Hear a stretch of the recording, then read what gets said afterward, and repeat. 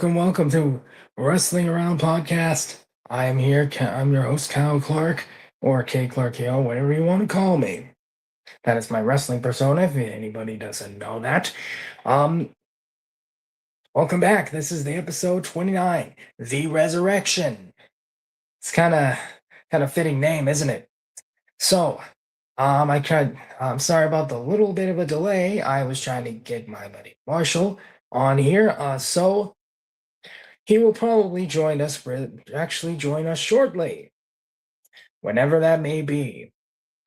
Later on tonight, we will talk about SummerSlam, both nights of SummerSlam, to actually talk about it in more detail about the matches and about the presentation. And we'll talk about some of the news that's coming out of the wrestling industry, like quite a lot of different. Sorry, I kind of said that there, but a lot of wrestling news has come out in the last couple of days. Kevin Owens, people had speculated that he would return at SummerSlam, but he was out for an injury because of an injury to his neck, and had to undergo surgery. And I think the last time he wrestled was against Cody Rhodes. I think it was in a ladder match, if I don't recall it myself. Also Gunther, he basically kind of made Nick Aldis retire, but and also he was in the number one contenders match for SummerSlam. That's kind of an odd predicament there. It was supposed to be Finn Balor versus Sami Zayn, but now it was Finn Balor, it's Gunther and Kevin Owens. That was definitely a surprise. I didn't watch it live, but I did watch the highlights, so I'm kind of in the know of both nights. Also, I guess a lot of with Liv Morgan and Io Sky, we'll get into that when my co-host comes around. He's not currently home right now, so he'll probably be, like I said, he'll probably be here while the program's going on. So let's talk about the guests that will come on shortly, or that will come on within the program.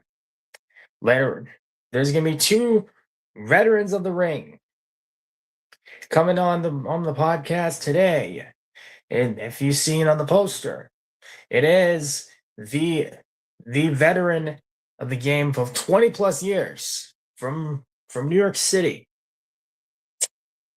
He's the Greek god Papadon, has been wrestling all over the Northeast, and personally, I've actually met him.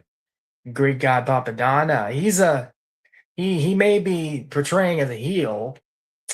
He actually used to actually wrestle with. He used to have a tag partner. He used to tag team with Tony Nese, the premier athlete Tony Nese, formerly on 205 Live, part of WWE, the 205 Live brand. They called themselves the Premier Gods. I watched a match of them against John Silver and Alex Reynolds, formerly of the Dark Order. But back then, they were teaming together, Alex Reynolds and John Silver. But I could say Papadon also, I watched his match with Tommy Dreamer, which, I could say quite a lot of things about Tommy Dreamer. about me being the ECW legend, but him to have to wrestle that person and quite a bunch of wrestling names. I have actually gone documented them. I've not documented them, but I've looked up cage match and see, and here it is. So he's been wrestling since 1999.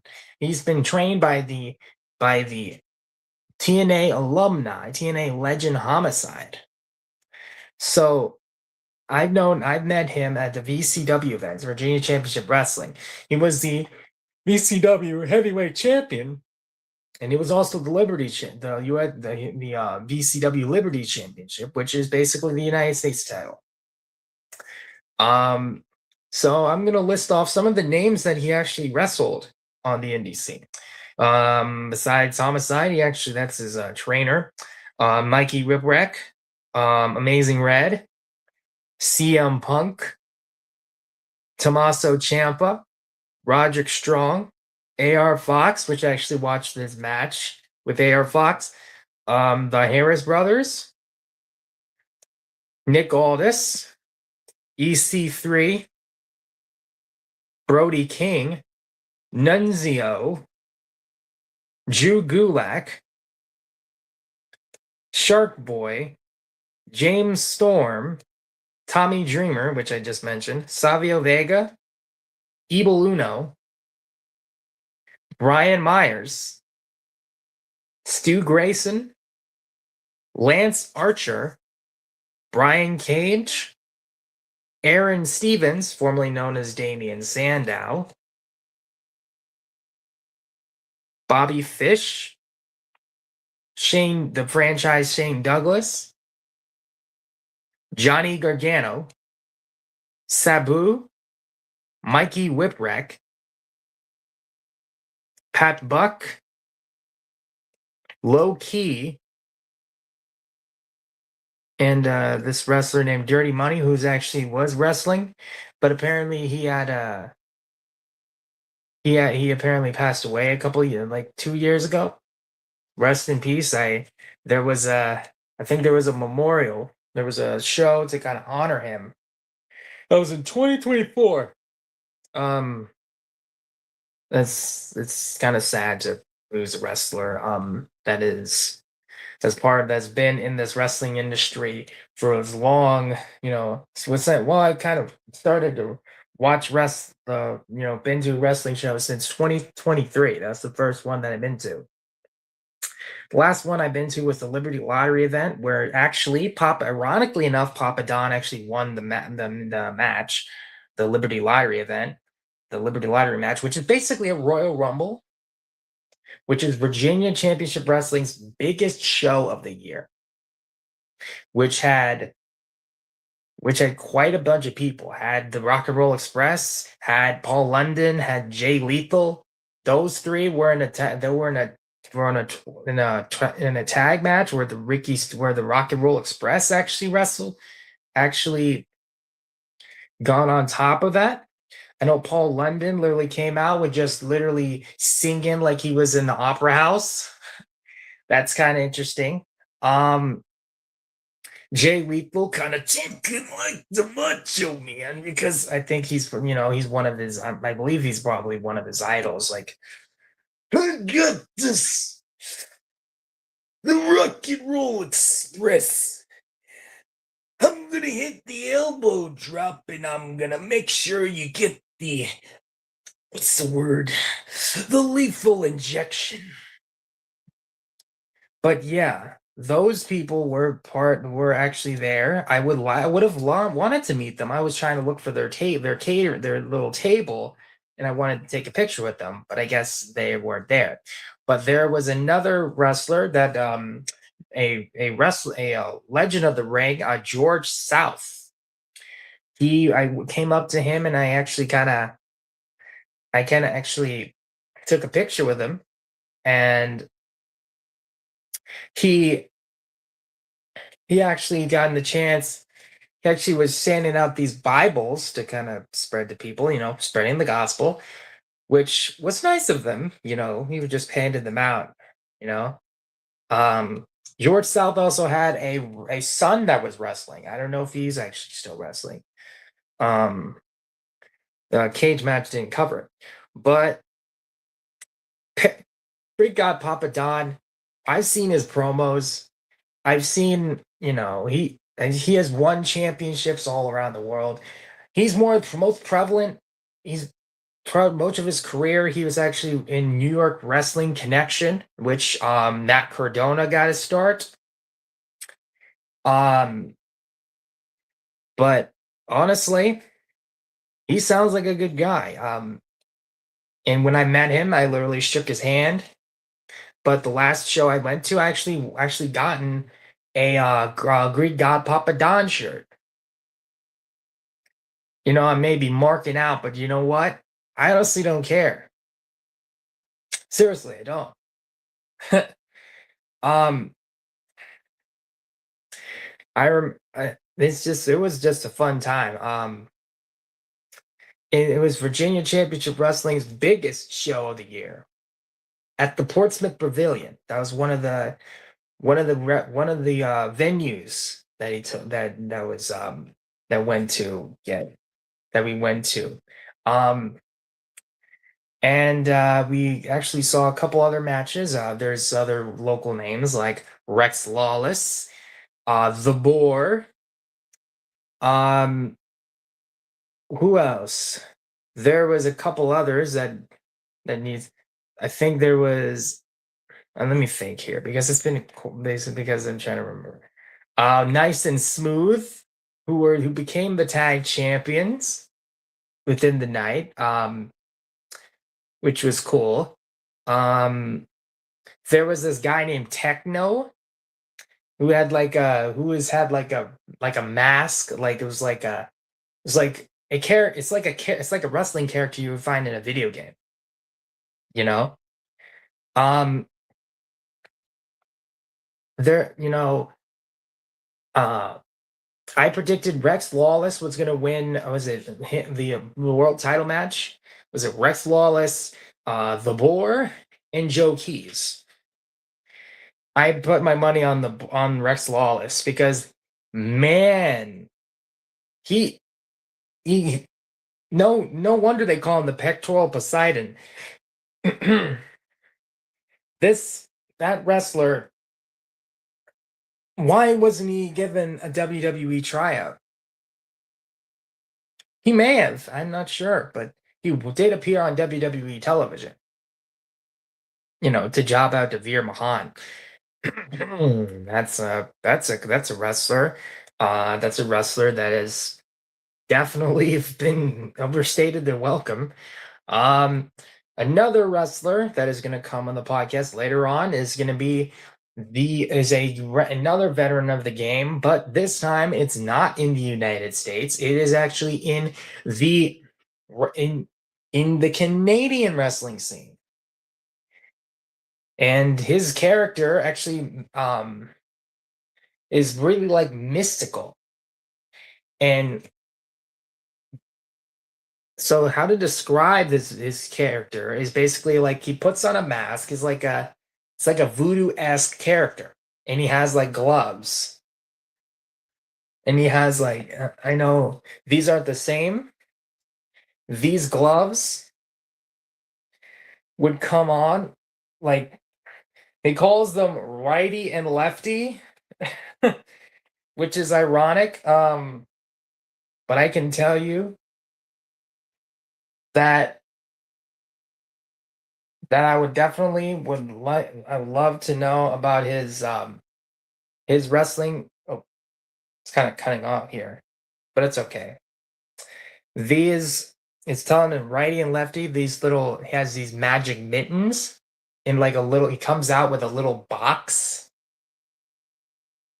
Um, Kind of similar to the one like if they're the wrestler, like the video game nerds. Those the FNAF 4 box, like that little mystery, that little box they had to open. Uh, so he's definitely kind of reminds me a little bit about Danhausen, but it's quite different actually. These little mittens. His finisher, as far as I know, is like a mandible claw, but instead it's like instead of a sock, it's his glove shoving down your throat, or like a death grip almost. Um, but honestly, I would those two people. I have immense respect for. Um, and honestly, it is a good time to be a wrestling fan. You know, I don't give the independent scene the light of day. I've been to a couple wrestling shows in my state, and I've seen wrestlers like Myron Malone, Alex Divine, um, the Golden Pinky Society, which, man, that's definitely, they kind of remind me of the Street Profits. Pretty much, they pretty remind me of the Street Profits. There's this guy named Logan Easton LaRoe, who I remember when I was at the Mace Finger. uh, because he was a heel, you know what I mean? I had to kind of give him the heel heat that he deserves. Um, let me see. I'm just trying. Hold on. Let me take my gloves off. I was trying to check the comment section. I don't see the live. Actually, wait. You know what? Okay, I can check like right here. Okay.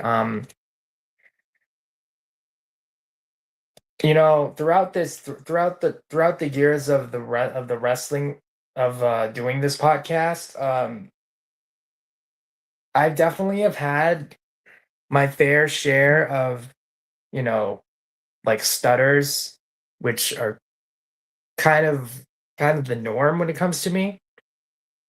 But I've actually can't actually answer. I like ask them the questions that they want that is appropriate. You know, I can remember a time where I had Doug Basham on the show, and I kind of surprised him with his old tag partner, Derek Nykirk, and I kind of, I guess, mistook in the moment like what was a shoot and what was not, like what was not a shoot, and he literally shot on me, not actually like beat me up or anything because it was virtual. Um, but you get the point. It kind of gave me a little bit of valuable lesson. Um, for the people at home, we will have, um, we will definitely get to all that. We'll definitely talk about. Oh wait, I'm kind of drifting off track.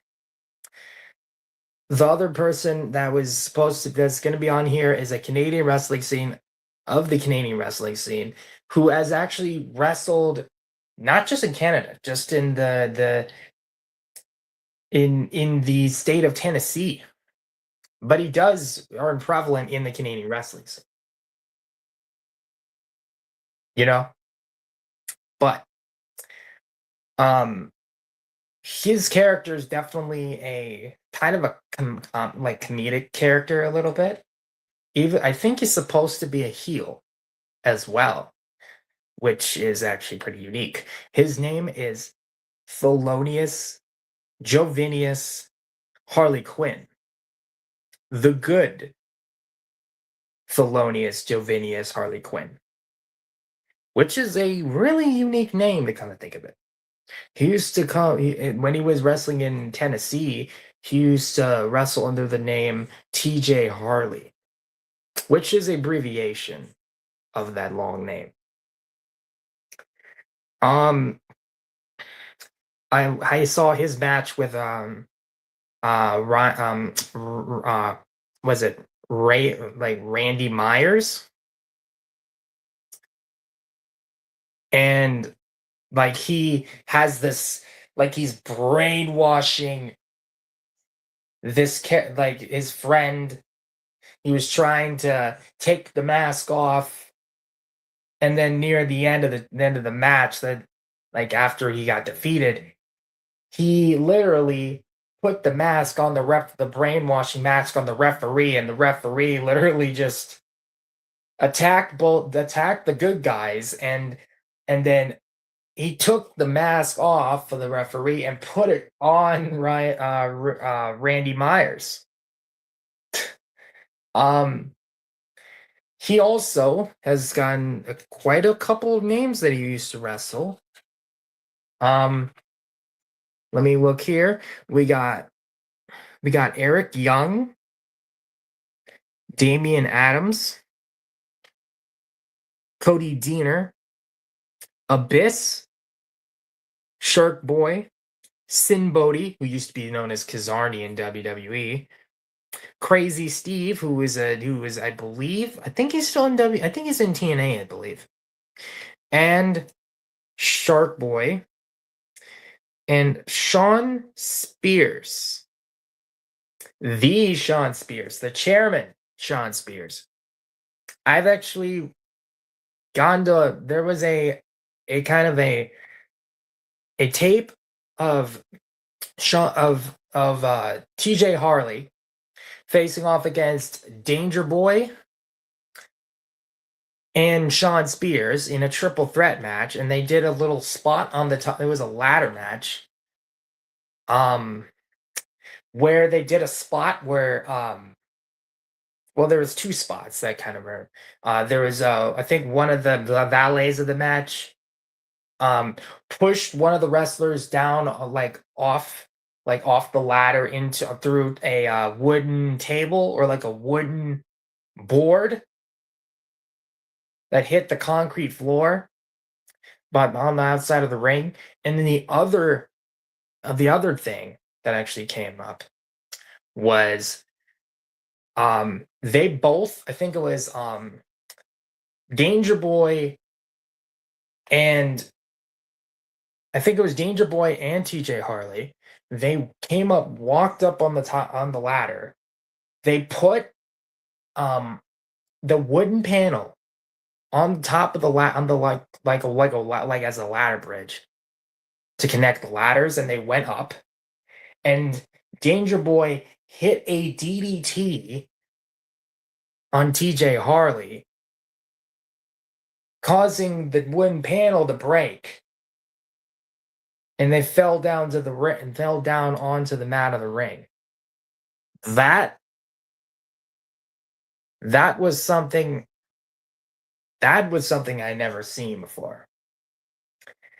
But I'm just gonna look up right here with Mr. Pop. Let's do Thelonious Jovinius Harlequin, or it's the good Thelonious with the little mustache. He has a little distinct look. So does Greek god Papadon. He doesn't have any hair. He has like a he's like supposed to be like the forgotten Greek goddess. Like he has like drapes and just comes out like he's so sacred. He needs to bask in the glory, and you guys are and then you guys are supposed to bask in my glory. You know, we'll get into that. We'll get more into it when they get that on. So we'll get into that.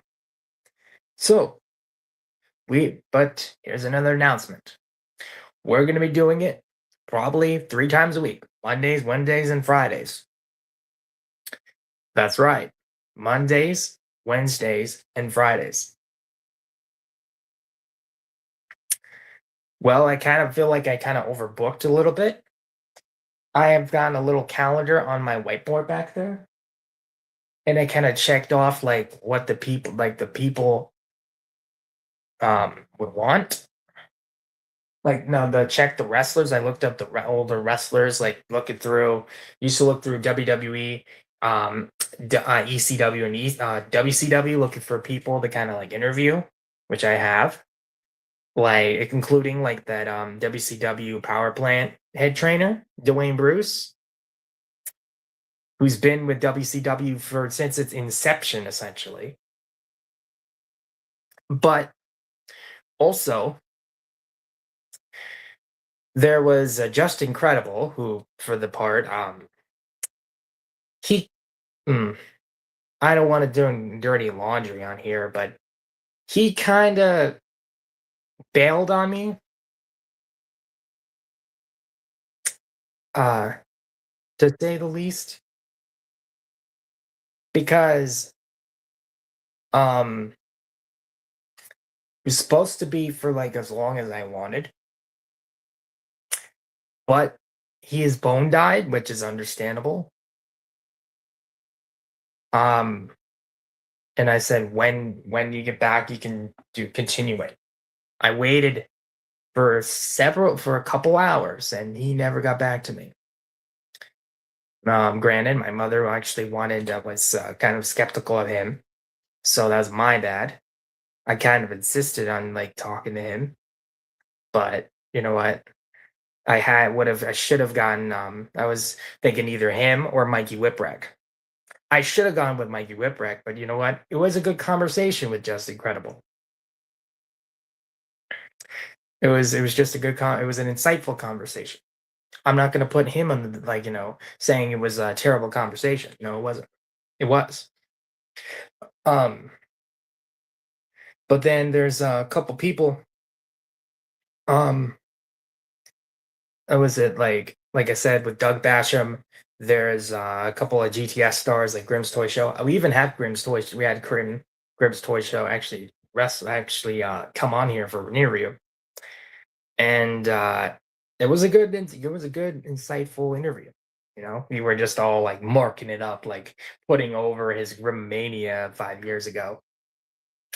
Um, that's what we are. We kind of turn into marks. We start out as marks, and we just turn into a profession. We turn that into like whatever you want, whatever we envision. We dream it. You know, everyone becomes a mark at some point, and then they become a wrestler. If they want to become a wrestler, then they train and they evolve from there. But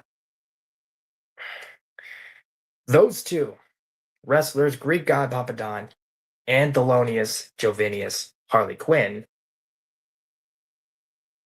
those guys had really prolonged careers. She is currently wrestling on the Canadian wrestling scene in Alberta and British Columbia and Saskatchewan. Um, like I said, in Tennessee for, I believe, Southern All Star Wrestling. Let me just check here. Southern All Star Wrestling. Yeah, that was in Tennessee. I guess you know. I kind of question, would I know the independent scene is not something like the others, like if it's like in the indie promotions. I'm wondering if though there is indie contracts. I know there's big companies that sign on the dotted line and like sign their contracts to be exclusive to them. And they have like an AEW, like they can go to different promotions and wrestle. But in WWE, they don't allow them to do that. Well, I think there was a select few that they were able to do that. Like with Shinsuke Nakamura, he went to Japan to face the Great Muta. There was Natalia that wrestled in NWA, and I think there was another. I think there was some. I think Shayna Baszler went to Josh Barnett's promotion. I forgot the name of it. It was Josh. But but I forgot the name of it. But I'll just say this: we, as a collective wrestling society, I guess you could say, Um, we we love this industry. We have a passion for it, even though we don't completely have a have a bias. We all have a bias when it comes to that. But I'll tell you one thing. There is no doubt that we all have a passion for this industry. If it's just talking and having a podcast of our own, or if it's just being a referee, or just being an out like backstage interviewer, or a commentator, or an announcer, or actually being in the ring itself, that we all have a collective industry, of a collective stuff, a collective shared passion. Um. Anyway, while I wait for my buddy to actually come on, my buddy Marshall, I will let you, I will look at some independent wrestling myself. I have, let me just share my screen here. Let me just, this little thing right here. Um, I'm just gonna try and share my screen so I can see the wheel. Um, there it is. I don't think, all right, let's see. I don't think we need a, I don't think we need to show actually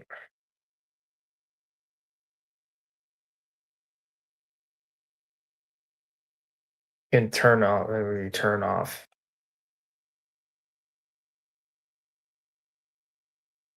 Wait a minute, I'm just trying to,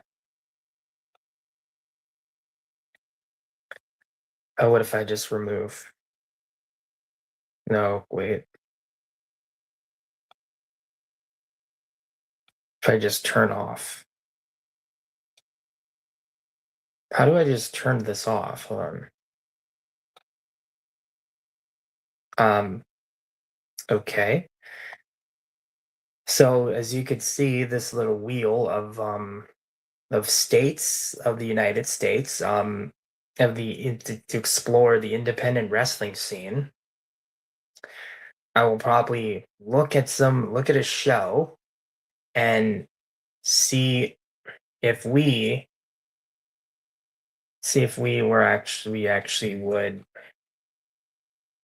So from Alabama all the way to Wyoming, so many to see. We'll see what happens when, hold on. Um,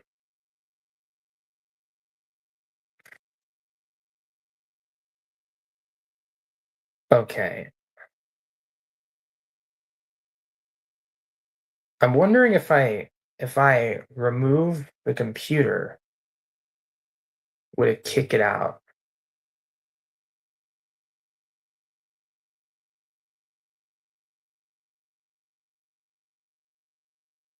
All right, hold on. I'm just trying to see. What if I remove? Okay, never mind. Let's add to the stage. Okay. Never mind. Okay, good. All right. So, this wheel itself um has a, okay, I'm kind of things. So the wheel has all these states on here from A to Z, or from alphabetically. All right. I'm gonna spin the wheel and see where we actually go from there. We even added DC and Grammarly. I don't want that. So from DC, and also DC and Puerto Rico. So let me just shuffle. Let me just shuffle. Let me just take these gloves off.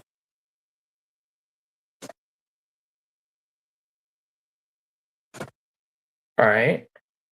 Anyway. All right. Let's spin the wheel.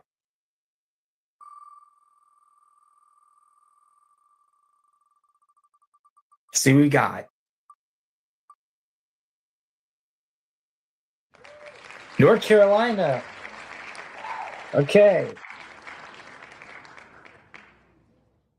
We got North Carolina on the scene. Okay. Let me go to Cage Match and actually look at North Carolinian based promotions. Let's see. Did North America. Let's see. All right. So we got a couple of ones here. We got Deadlock Pro Wrestling. We got AIWF, Mid-Atlantic Wrestling. We got Aggression Pro Wrestling, All-Star Wrestling, like all these. We got Americans Most Liked Wrestling, Apple City Championship Wrestling, Atlantic Coast, quite a lot. Dominant Championship Wrestling, Gouge, Gaston Championship Wrestling, Grassroots Hits Club, ICW. Let Wrestling Live. That's an interesting one. You know what? How about let's do a more modern wrestling. Let's do Apple City Championship Wrestling. I'm gonna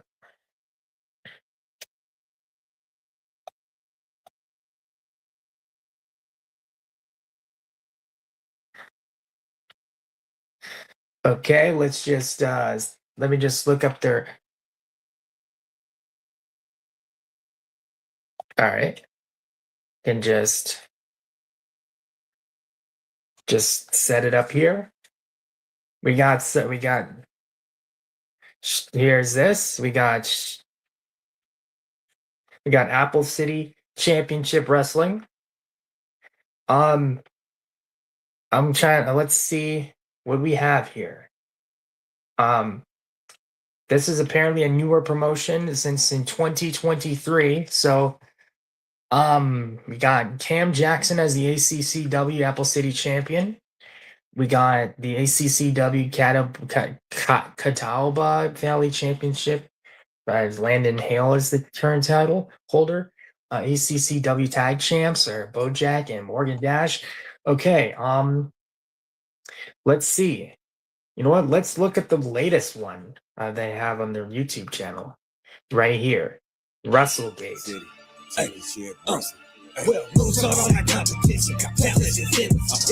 We're not gonna watch. Happening. Tickets are only $1. We've got a lot of great prizes that some of our talent and sponsors and ourselves have donated. Okay, hold on. Let's just get to the wrestling. Let's see. Yes, hi. This is the beginning. This is WrestleGate. Are y'all ready to get to the action? Okay. Nick Nitro could not have said it better myself. My name is Dom Douglas. With me is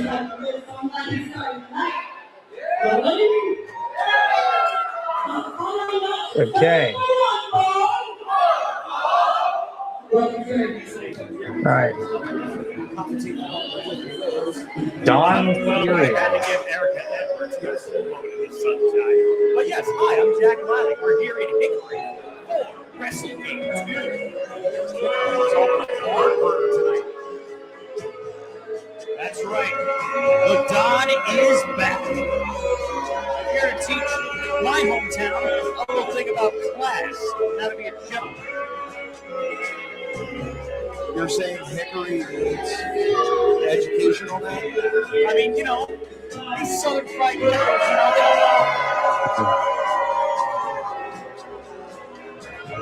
Okay. Got a little Philly pad. And and the chorus of boos raining down. You can take a horse to water, but you can't make it rain. Don Furio. Don Furio, excellently sculpted. Trained by Cody Rhodes himself.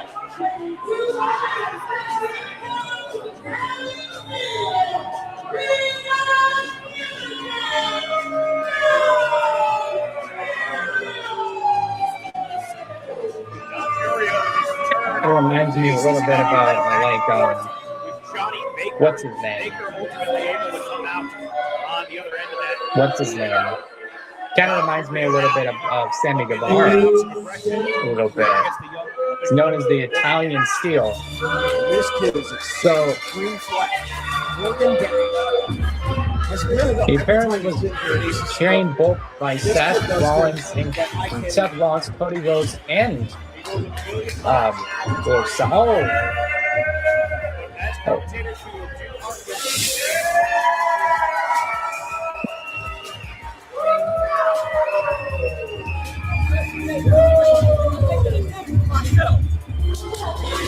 seen this man in GCW. okay. GCW. So Marlon Dash. So he's the face, current tag champ.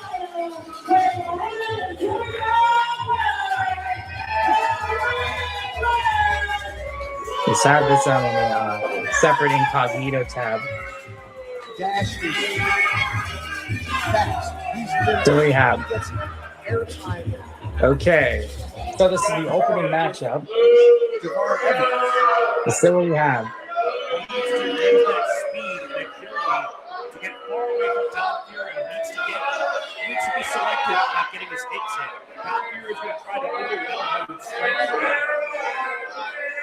That's what Fury is going to do. All right. To secure victory here tonight.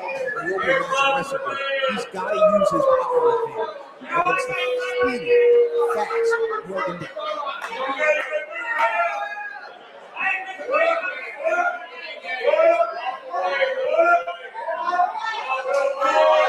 And now we're underway. Oh, here we go. At WrestleGate 2.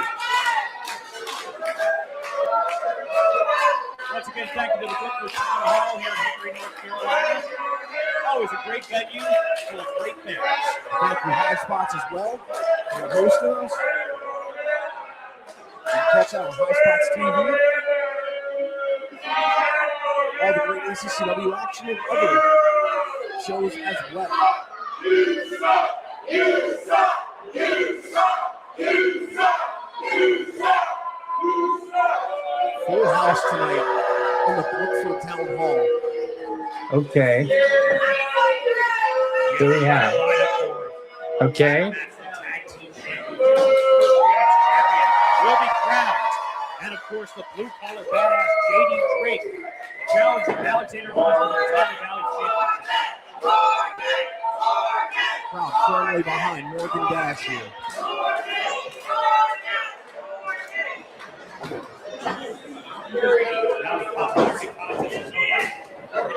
Ooh. Going for the hamstring of Furio, trying to nullify some of that power. Okay.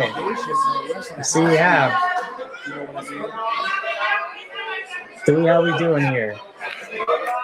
I'm looking to get one. And now, Morgan Dash ducks once again. Going those hamstrings. There's a targeted kick right on the other hamstring, if I'm not mistaken. Furio kind of shocked at how quick. Okay. Okay. So we have here. So Marlon Dash the face and Don Furio is here.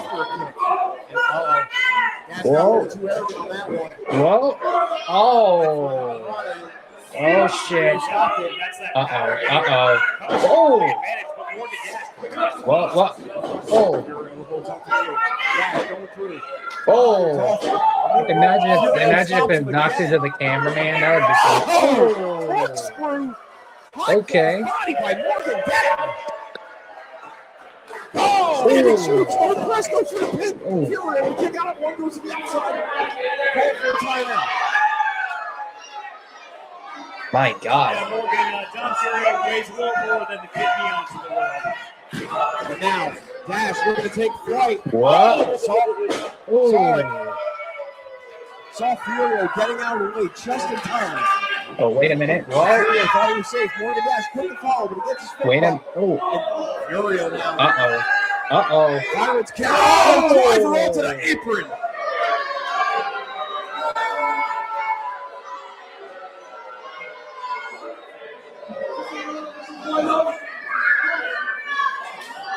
My God. Morgan Dash. Oh.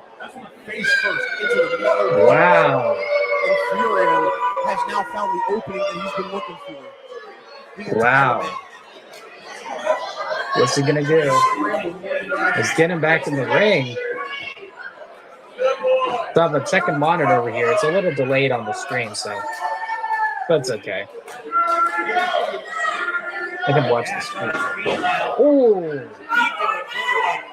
Uh-oh. Oh no. What's Fighting top by Furio. Not a lot of meat on Morgan's my God. but Don Furio's getting Okay. heaves him over. Oh. All the way to the other side of the ring. And now Furio, Wow. pleased with his efforts, getting what he thought might have been adulation from the crowd, instead boos rained down.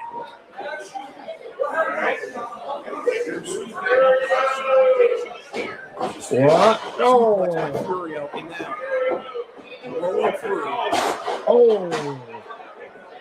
A minute. Oh. Now Uh-oh. getting some of that blood into slow down. Uh-oh. Recover. Dash Oh. able to kick out at 2, but Dash is in trouble here, Jack. Now Dak is just trying to get blood flowing in his other legs. Furio still in control of his match. Knife edge chop by Furio.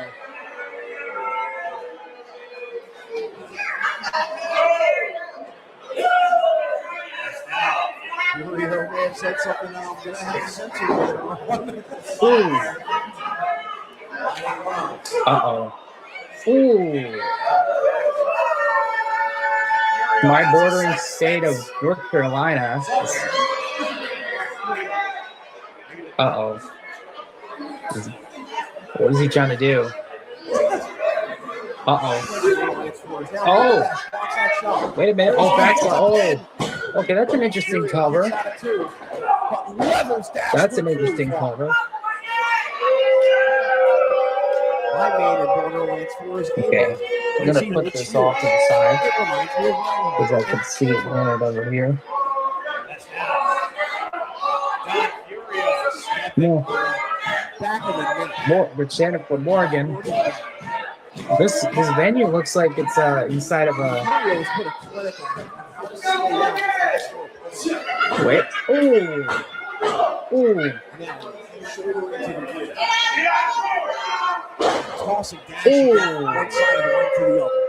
He's just tossing him around like an old wrestler. An interesting venue that they have. It look. At first glance, I thought it was a school campus, but no. I think it's more of like a. Probably more of like a church.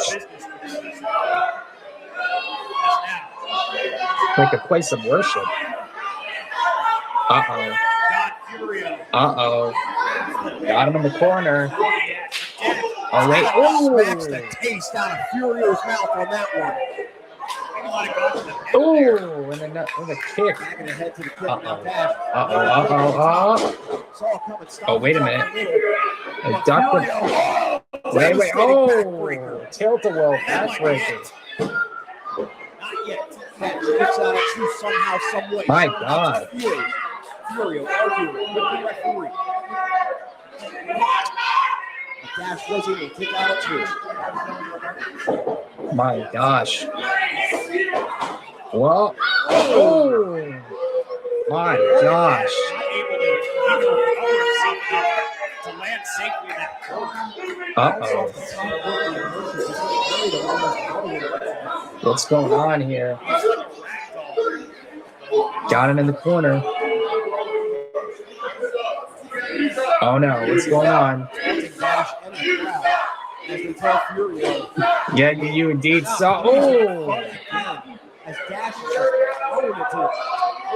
How these high-flying guys, these aerial guys, like to sell when they get thrown in the corner. It's like to make it a little bit over dramatic. Not like overselling them or no selling, but like really add more theatrics to it. Whoa, okay. Got it. Oh, okay. Okay, not bad. Not bad. Oh, whoa. Okay. A kick to the back.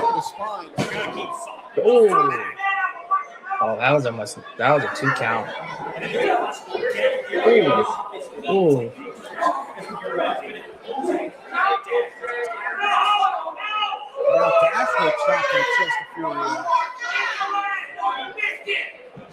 Snap there. Ooh. Now, this is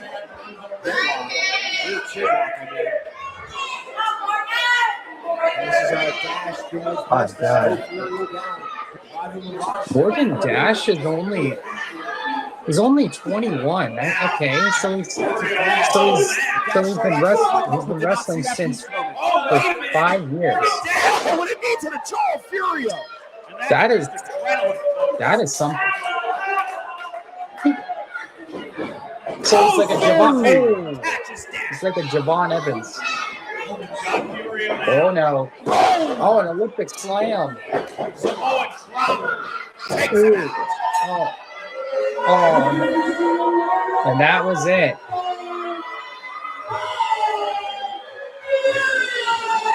Furio victorious here. My God. In the opening contest of WrestleGate. Morgan Dash put a hell of an effort up in this match.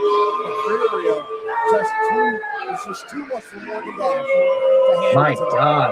Well, it's certainly a much-needed victory for Don Furio after his encounters with Johnny Baker. Maybe it gets him his confidence back. And he can Don go back Furio. to people his own size.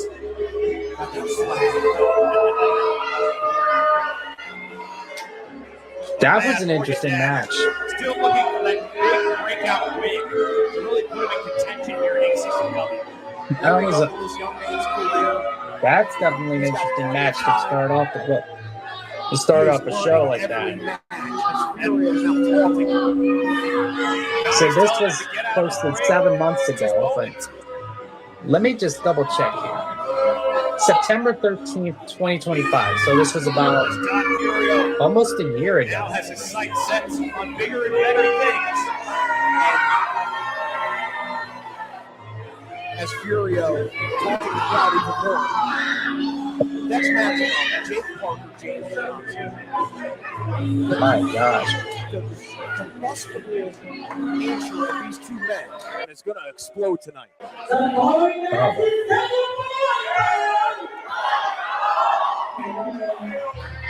What's this one? Parker has been on a war path ever since Ooh. Johnson brought him here Okay. to ACCW. It's an interesting book. Jake Parker. It's a student-teacher scenario we have here. Jake Parker has become an absolute stud here at ACCW, putting on impressive matches. This guy looks menacing. But now he has to face James Johnson. As you said, Dom, brought him in here. Ethan Chase was supposed to be Johnson's partner, but Parker was brought in as a plan B. And here he's become almost option 1 here in ACCW. He didn't like being plan B, so he decided to be the plan himself. And now no quit. Jake Parker wanting to make a statement here in ACCW tonight against James Johnson. Oh it's my. going to be a final affair. Around this time last year, James Johnson and Sports Entertainment Empire were the talk of ACCW. Just goes to show how fast things change around here.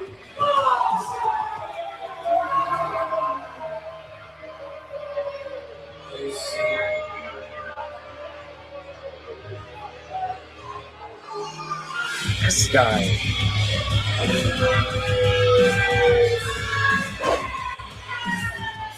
This,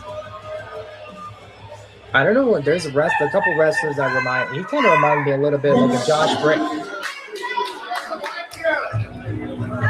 He kind of reminds me of Josh Britt. I mean, Josh Britt. You're talking about a man who was rebuilding himself from the ground up. No more So who's this? James no more Johnson. Grills, no more gimmicks. James Johnson's here to win. The man with the ignorant hands and feet. At this point, I'm just going to start saying, Okay. Matthew Cabrera is a finalist. Just like Say Vega, who brings us later on tonight. And let me tell you something, folks. Those hands and feet are credit. And they're rated E for everyone. Jake Parker is going to find that out tonight. They're going to go back to the 90s and make it rated K. Oh! James Johnson.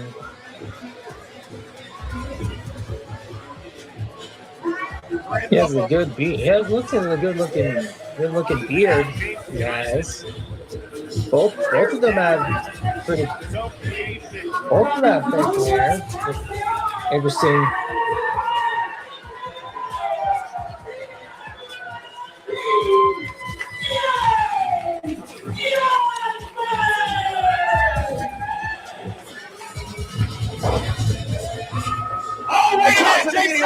Take down, laying it into Parker. He is not going to give Parker any sort of slack here. But Parker also able to give it back to a little bit. James Johnson starting off. Fight. Those are those masters of raising hands and feet I was talking about, Johnson. On display. Oh, off the ropes? Oh, wait a minute. Beats. Oh, okay. Oh, It ducks under. Oh, kick to the face. Big Parker now. The dire straits here. Springboard clothesline by Johnson, sending Parker to the outside. Wow. On the apron there. Once again. As Tie-dye sunrise. Into the James audience. Johnson.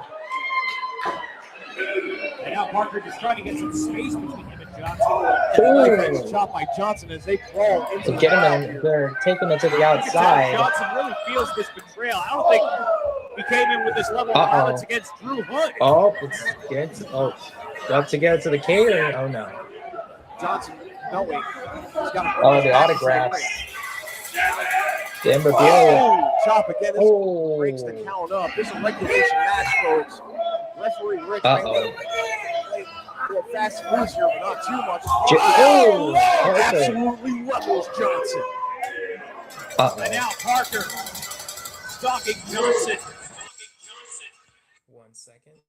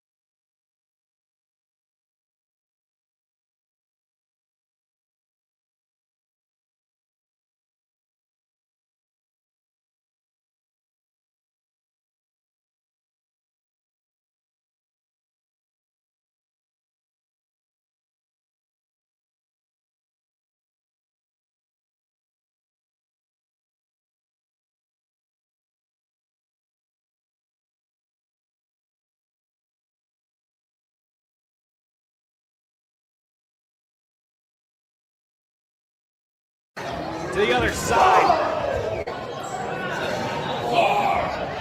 Count is at 4 now. Something tells me these gentlemen might not be interested anymore in a wrestling match. This is just a fight at this point. And now Parker's going to let. Now He Parker restarts breaks the count. He wants the violence to continue as he's grabbed the chair now. Johnson hit him with something. I think it was a slap. I can't tell. Another chop. I mean, I'm sorry. And now Johnson has him up. Put a little extra stank on that one. Pulls back in the ring, restarts the count. Parker with a knee to the ribs. And now throws Johnson into the ring. Parker now back on the apron. Misses that. Blocks that. And now Parker hits a club to the chest of Johnson. Oh, connects it across the top rope. I forgot I was even. Johnson. Uh-oh. Oh. Oh. One of the ugliest spine busters I've ever seen, but it gets the job done. Oh. Exceptional violence, as I said. This is going to be a violent affair between these two men. Let us My God. As now, Jake Parker moves Johnson back into the corner. Uh-oh. Now Parker throwing some extra stank on that one. Parker's just trying to put down this old man for good. Uh-oh. But a long, winding road for James Johnson. Double overhanded chop to the chest of James Johnson. Drags him close in the middle of the ring. Uh-oh. One. And Johnson kicks out at one. Basically telling Parker, you still got a lot to do, son. My gosh. That's now Parker. Uh-oh. As Johnson up Oh. to the back of the head. Johnson's with that defensive chop. Falls up in a second one. And now it's back in the center ring. Johnson wrenches the arm. Hits Parker, but it's reversed. Parker charging Johnson up and over. Uh-oh. Both men Oh. for a shot. Johnson blocks that one. Left away. Uh-oh. And Parker slams Johnson's face into the turnbuckle. Uh-oh. Now, Wait a minute. Oh. Oh. monumental slam from Parker. Uh-oh. One. But Two. Johnson kicks out of that. Kicked out at 2. And Johnson is continuing to get pummeled. My gosh.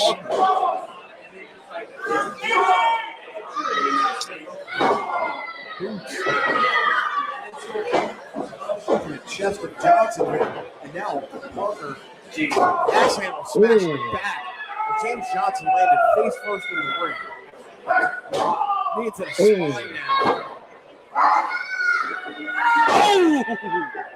Lightning snap elbow. Bounce off the rope. High cross body. Landing on Johnson. Goes to the pin. We'll definitely probably bring up a couple of matches. Probably the one probably show my guests like one of their matches. Trying to choke Uh-oh. Johnson in unconsciousness here. Oh, we got a headlock locked in. And James Johnson. They try to make a tap. Uh-oh. What's going on here? Sit up. Stand up. Elbow in his way. Out of the grip of no quit. Uh-oh. Ooh. Jaw. Maximize Uh-oh. as much damage as Johnson can. Wait a minute. Ooh. Come on, James. Well, Jake Parker kind of reminded me a little bit like Josh Briggs. Uh-oh. Oh, no. Oh, uh-oh. Oh.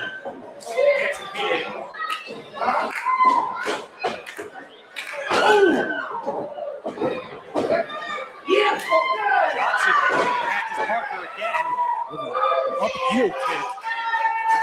Uh-oh. He just punches the other one and daylights out of him. Right to the face. Oh, no. Uh-oh. Knee to the Right to face of Parker.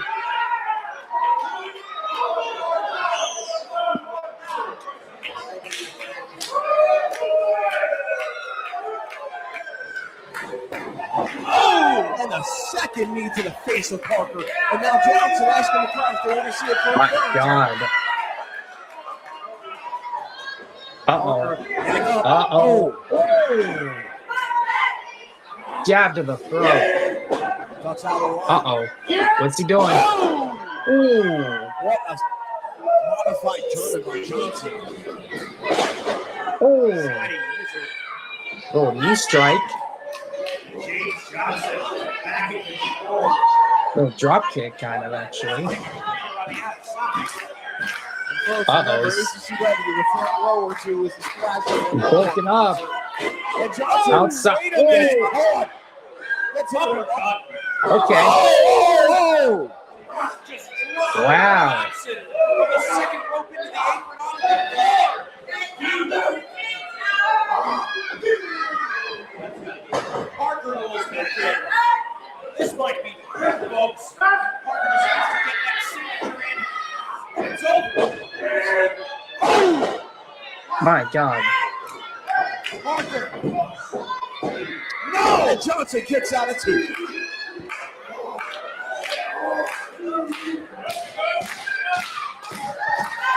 Now Parker's got to be asking himself, that was my best shot in this match so far to get super victory.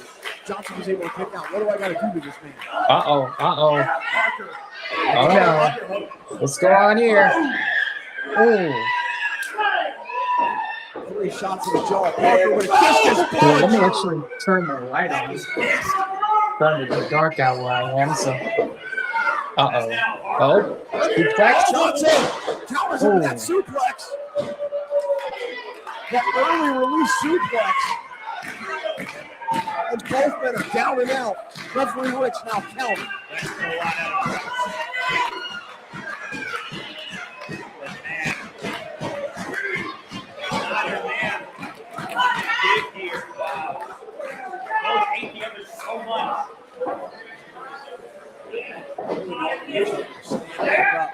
Just to continue this fight, folks.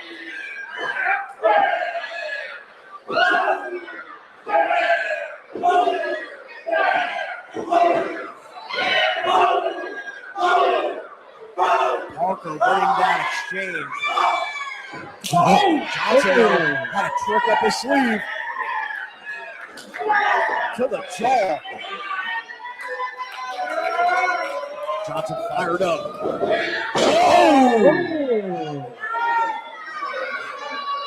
Got planted in the middle of the ring. He got stopped. And now Johnson. Oh, duck on there. What's he doing? And another duck. Didn't duck that one. Third time was the charge. Double duck. No, double one. Single duck. Double duck. Not triple duck. Ooh. Okay. That's an interesting move. Oh. Bionic forearm right there. And Parker kicks out at 2, but Johnson continuing to assault. He stayed on it. Trying to get a He cross stayed on face it. over, he's got it. Parker's in dire straits here. Trying What's he gonna do? his best to get out. Crowd yelling at the attack. 1 moment.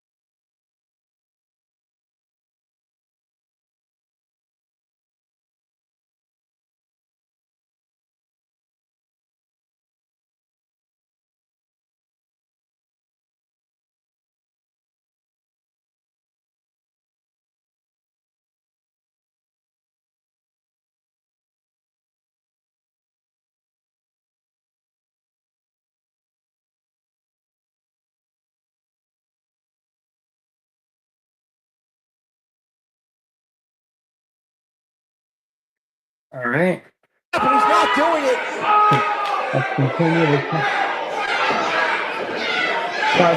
Parker, big. Johnson. Oh, wait a minute. Johnson. Ooh. Oh! Heaved over. Oh no. Big splash by Parker. Bouncing off the ropes. Big boot. Ooh. Oh no. Oh, what a choke slam by Parker. Goes for the pin. 1, 2, no! Johnson kicks out at 2. Unbelievable. Double underhook DDT. Oh. 1, 2. Oh, with Johnson's photos on the rope. And I think Parker accidentally just cost himself a victory there when he went to hook the leg. He may have swung Johnson Didn't have into the rope. The veteran ring awareness. Does that mean Parker's going to stay in school when it comes to James Johnson being the future? Anyway. Parker staring daggers at Johnson. The best teacher's experience, Don. And what experience would be to take down James Johnson here and now. Johnson now pushing off. That pop-up forearm. And Parker level to the outside. Johnson. Uh-oh. Give him some life. Give him some breathing room. He sees the light at the end of the tunnel, but he has to get Parker back in this ring.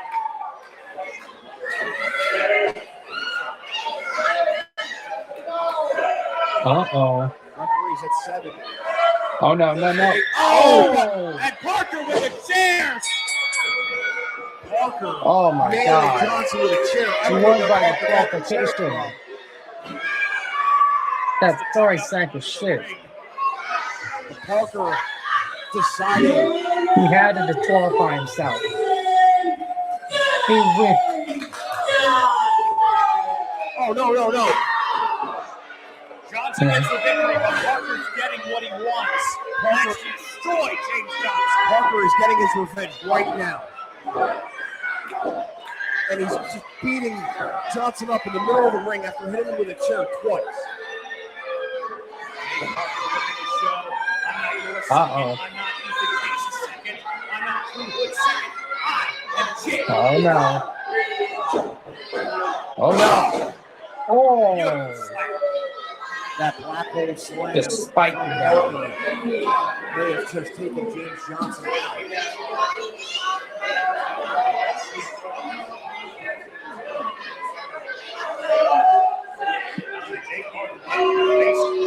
Oh. Rich is a big guy, but I wouldn't want that second. Oh no. Now our staff is checking on it. Oh, sorry sack of shit.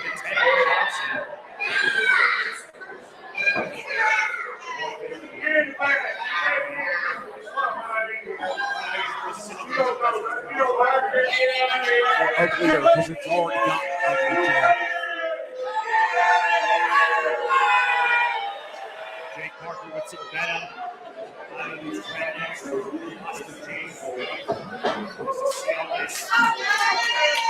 My God.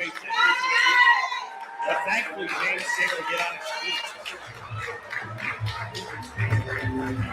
It looks like he's okay. He's just 2 chair shots and then continue to assault with basically 3 shots to the jaw and face of Johnson. Wow.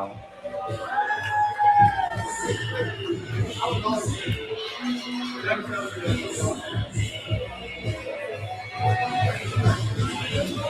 Johnson is going to have to lick his wounds. And Jake Parker gets to celebrate knowing he hurt him badly. But I doubt this is far from over.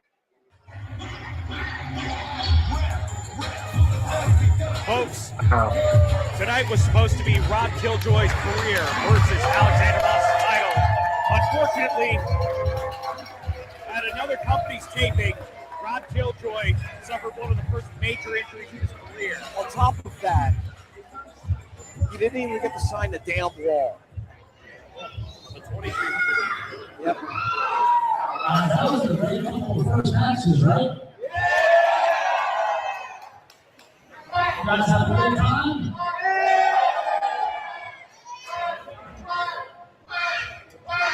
Okay.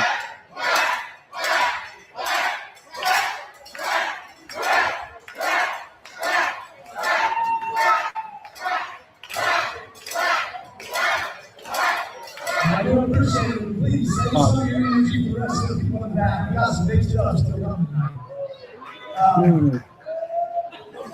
I like his shirt.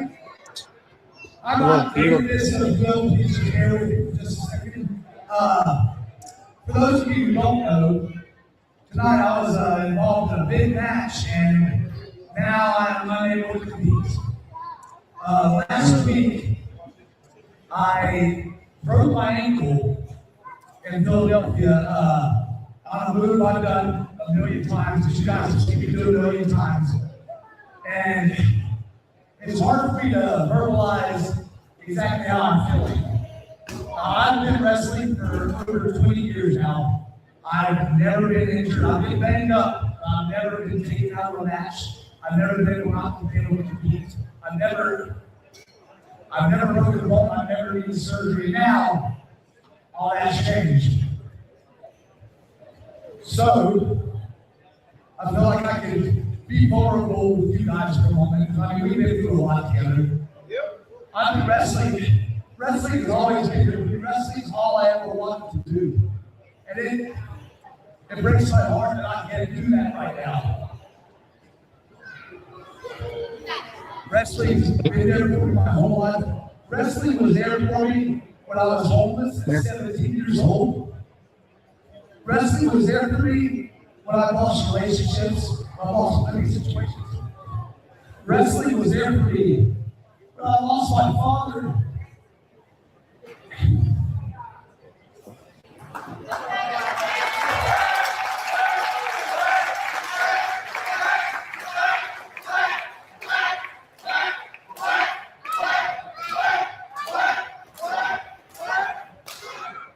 And now I have to do surgery Tuesday. The doctor says that I could be out for up to a year. But this isn't going to stop me. I do plan to come back. This is the end for October. This is the end for Come back in September. I'm having a very hard time processing all of this. And I just want to thank ACCW. I want to thank Midnight Show. I want to thank all of you for allowing me to be here tonight, to still come to Wrestle Games, and to sell some of my t-shirts, to sell some of my merchandise. Wow. You guys don't understand, my wife is pissed at me that I'm here right now. Oh. She says some pretty outrageous things to me, but I told you guys that I was going to be here, and I wanted to keep my word. And there was no way that I was going to miss J.D. Drake with me, Alexander Moss, Matt. Ooh. But I still can't help but feel like I let all of you down, and I'm disappointed you that I didn't do what I set out to do here tonight. And so, You can just feel the outpouring of love from the crowd. That's the ace of ACCW for you. so I am sorry. I'm sorry to you guys. I'm sorry to ACCW. I'm sorry to the Midnight Show. And I'm sorry to everybody who was anticipating me versus Alexander Moss another time. But,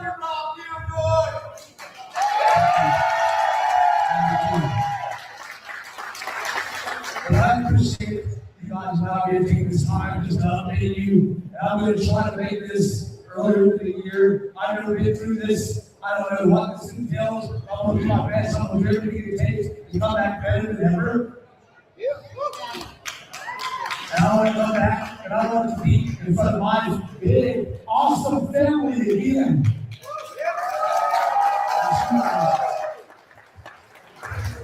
But please enjoy the rest of the show. Feel free to come visit me at my merchandise table. I've got some exclusive merch. When it's gone, it's gone. I've got some big birds, I've got some little birds, I've got ducks, more ducks, I've got magnets. They stick to metal because of science. And all sorts of stuff, guys. So visit me on my personal right over there. And keep your energy going for the rest of the guys. You're busted ass and that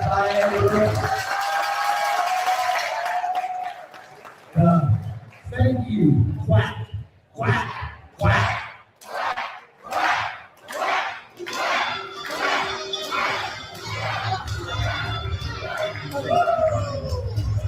All of us here at ACCW wish for a speedy and full recovery for Rob Killjoy. Can't wait to see you back in the ring, sir.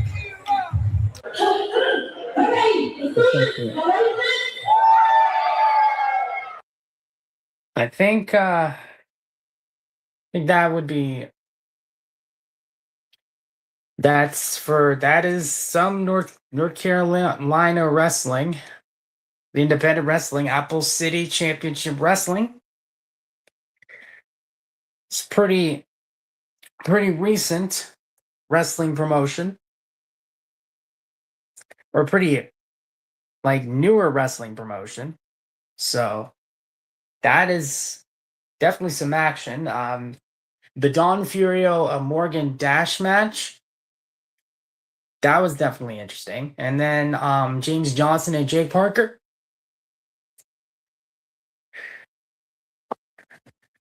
Those finishes, in the kayfabe wise, don't really suit well with me. But you know what? It's wrestling. I don't know the entire story. This was WrestleGate, this WrestleGate event for Apple City Championship Wrestling. Again, it's a newer wrestling promotion. It's 3 years ago this wrestling promotion has conceived. But shortly, we're gonna have one of our guests pop on in the show. So I'm gonna list off some of the accolades. That's this. Let me look up this. Let me look up some of the accolades that, according to here,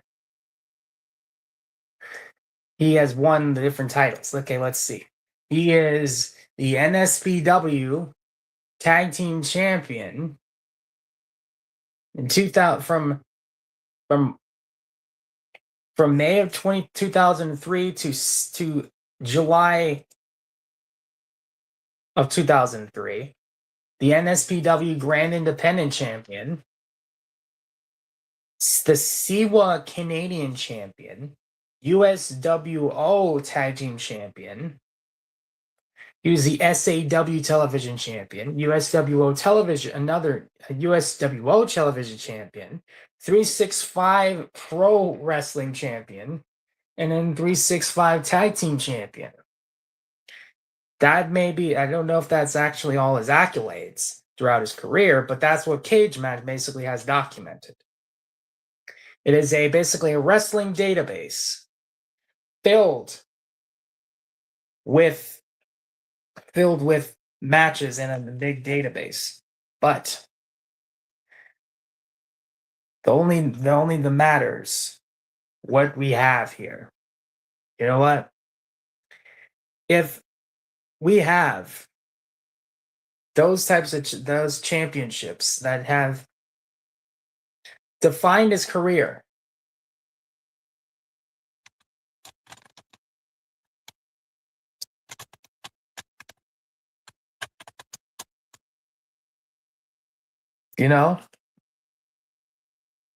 we as a collective are privileged enough to have champions like Thelonious Jovinius Harlequin. And you know what? I'm going to put the gloves on.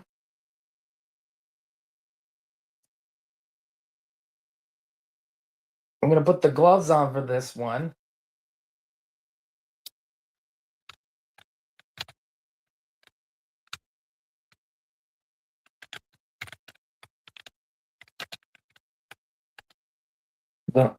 To get ready to introduce this opponent.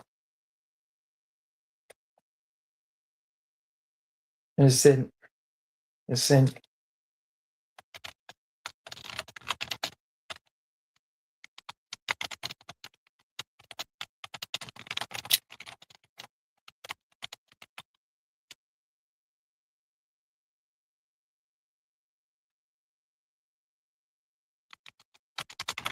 Okay. All right. Let me just get this on.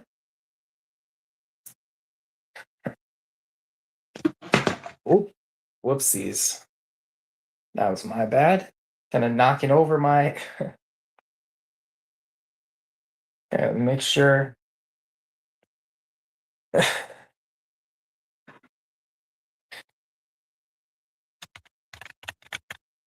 All right, so you know what? So it's 365 champion. All right. Let me set. Here we go.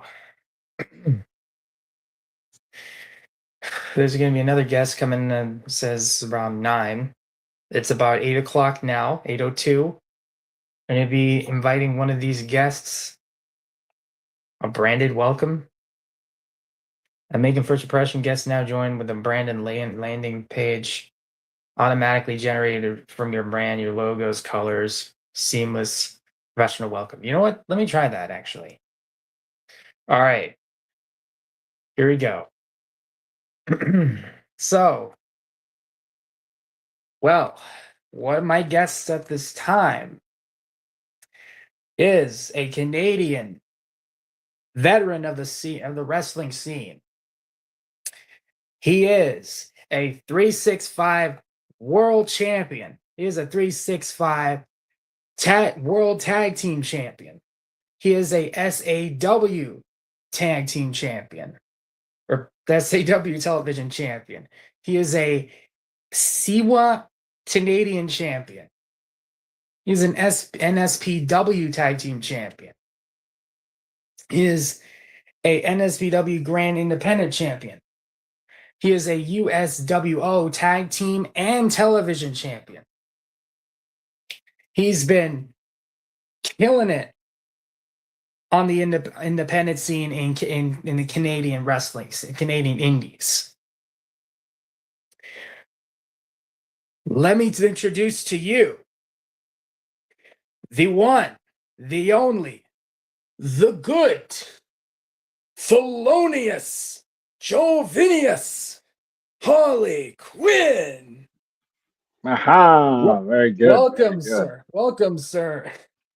Let me Thank you. just It's not just me that you invited to your podcast, though. It's my mittens as well. I got Lefty here.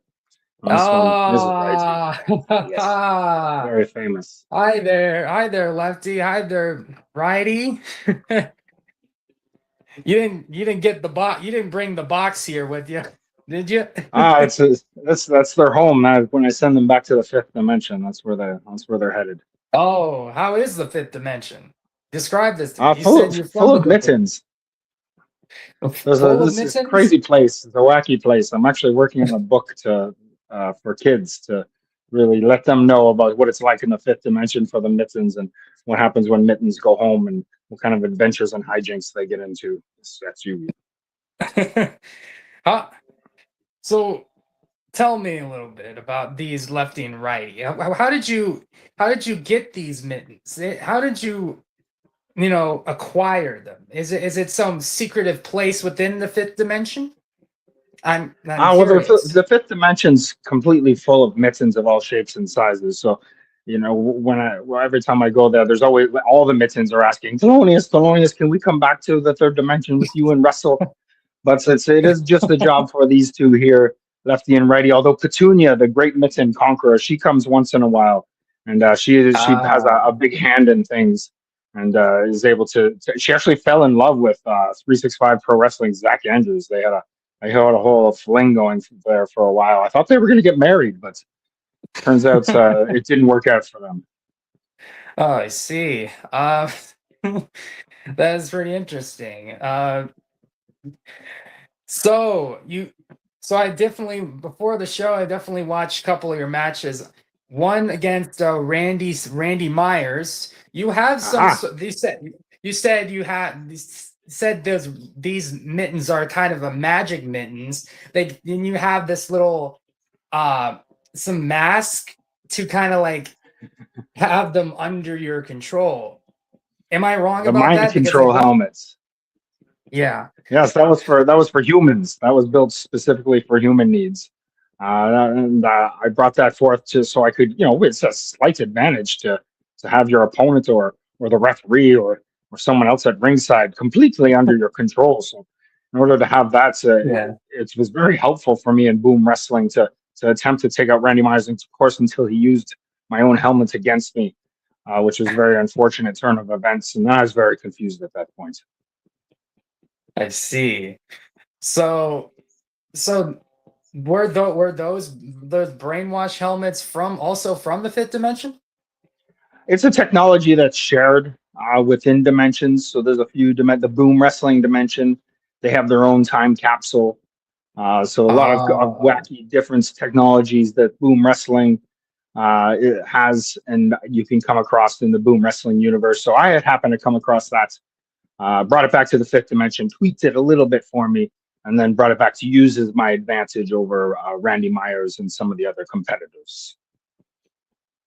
well, I hope I'm not gonna be on this. I just want to stay clear of both your lefty and righty. I don't wanna get on the bad side of it. You know. I see you have your own mittens. That's very good. No, That's these what it's are on point for. see what's it called? It's just because I have them on my desk. I'm like a big Michael Jackson fan, and I have just Ah, these mittens. They didn't actually come from like merchandise, not official merchandise, but it's like from some sort of like toolkit that they came with. So that's just kind of convenience purposes. So I didn't know if you were actually gonna bring both your mittens on. So I aha. was just You had preparing mittens just in myself. case. I'm just preparing myself right now. Very But good. What's it? so how is it in Canada right now? Well, this part of Canada is lovely. It's a little smoky this time of year, which is kind of a thing when you live in a forested wilderness area, but not bad for travel. And I just came from All Star Wrestling at Agra Fair in Abbotsford. Had a very good match with EC3, very strong competitor. He wasn't a big fan of the Ooh. mittens. In fact, he stomped on them and treated them very viciously. Hmm. Not to, Uh, it's tried to walk out on the match, if you I could know, believe it. I know he calls himself the Overman. He kind of probably a little bit of an ego problem, but you know what?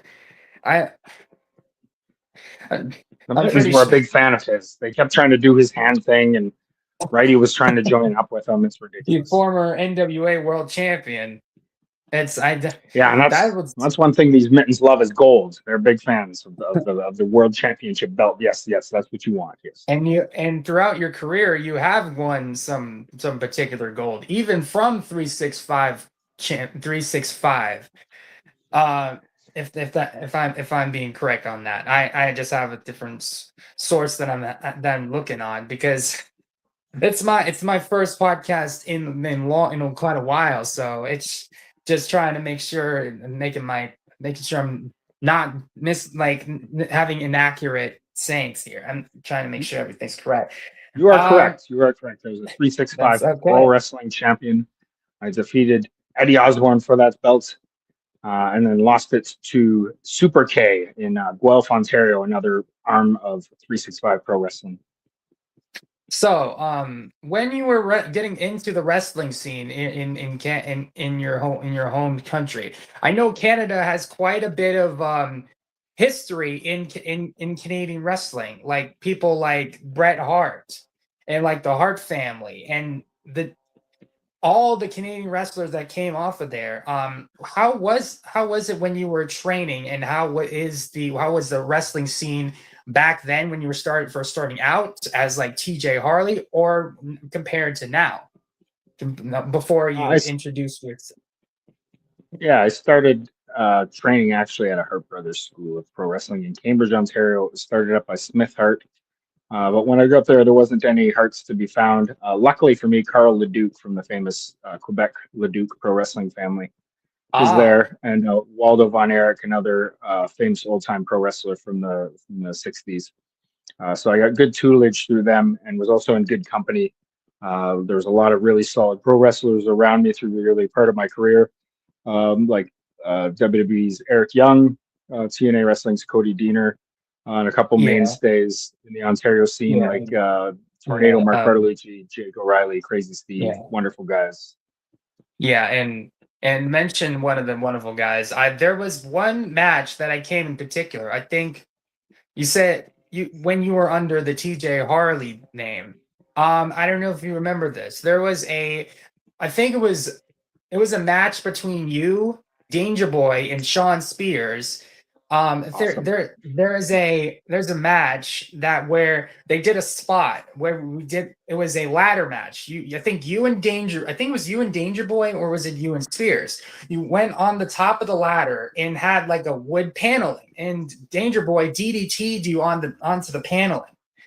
That when I saw that Yeah, spot, I was like, oh my gosh, that had to hurt. yeah, yeah. That's At back when I least was left young and invincible. at least lefty and righty weren't there to oversee that, you know.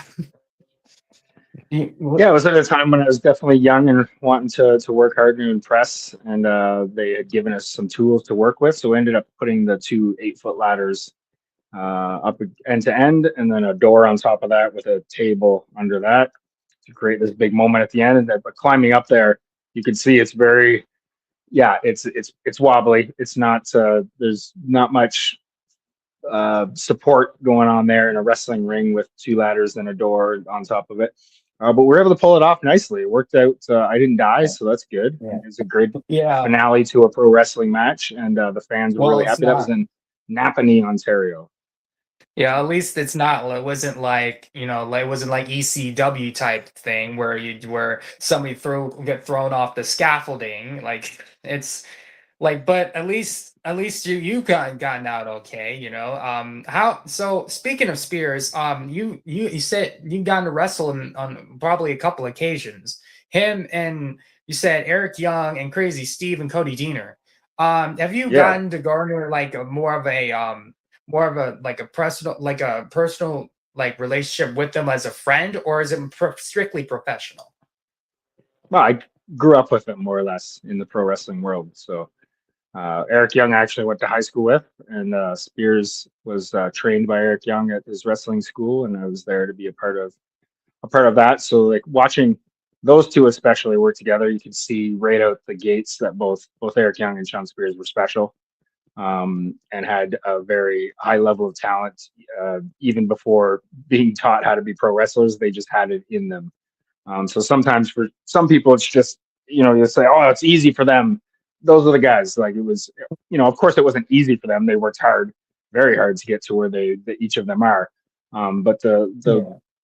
learning part of pro wrestling and understanding it seemed to really come natural to them, and they've accentuated that throughout their careers. So when you were past that, when you were just starting up in the business, and then eventually when you got the moniker of the Thelonious Jovinius Harlequin, a pretty exquisite name, I can say. When were you first ever like thinking of, like, what? When did you first ever got into the fifth dimension? I was like, you know what? I like this place. Hi lefty, hi righty. Like, come on along with me. Come to the ring so we can be part of something. I wrestled for 15 years or so as TJ Harley. Moved to Nashville, Tennessee. Was working my way to try and be a part of TNA wrestling. It was kind of like a hang around, you would say. I would take security spots or jabroni spots, get beat up by James Storm or Dusty Rhodes or somebody cool like that. It was a lot of fun and a great spot to be in. But as wrestling does, sometimes it breaks your heart, and some things happened with the office that didn't work out in my best favor. It's actually highlighted in the Dark Side of the Ring, recently released with the Jeff Jarrett episodes. The point at which Jeff Jarrett and Dixie Carter's relationship really breaks apart is the point where more or less my contract comes across her desk, and that was a hard no. And that, things emotionally, it takes a toll on you. And for me, I wasn't in the right mindset to be in that position anyway, in hindsight. But at the time, obviously, it's heartbreaking. So I took time off wrestling. I became a firefighter in British Columbia, and enjoyed that immensely, until maybe about 8 or 9 years ago. Eddie Osborne from 365 Pro Wrestling said, "Hey, maybe you want to come over for a show." I was like, "Oh, cool! I'd like to do a show. I haven't done one since my heart was broken by pro wrestling. So yeah, let's do it." And of course, you fall back in love with it immediately. It becomes a thing. So I started wrestling on the island with that whole group. But getting to the age of 40, I can't wrestle the way that I used to long term and continue and expect to have a long career, especially doing things like you had seen there with the ladder chaos and amongst other things. So I wanted to evaluate how I did pro wrestling. And I had an idea back in 2005 or so where I had a forearm with a big red X on it, and that was my finish, big red X forearm.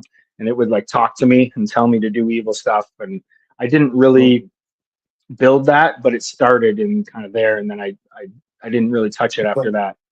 So I started wearing the white gloves because I like Bugs Bunny, and I wanted to like slap the baby face in the face with the gloves, insult them, and then start our battle from there. And the mustache as well was just meant to be different than what people had at the time. Look different, look like a sneering evil heel with white gloves and no knee pads, just to have like an off-putting look where people didn't like me right away. And that's why the name was TJ Harley, but turned into Thelonious Jovinius Harlequin, because I wanted the name to be annoying. I wanted everything about my character to be annoying. And I created this big long entrance and to draw out my entrance in order to annoy people. And what I found was that people liked it and they were having fun with my entrance and enjoying what I was doing.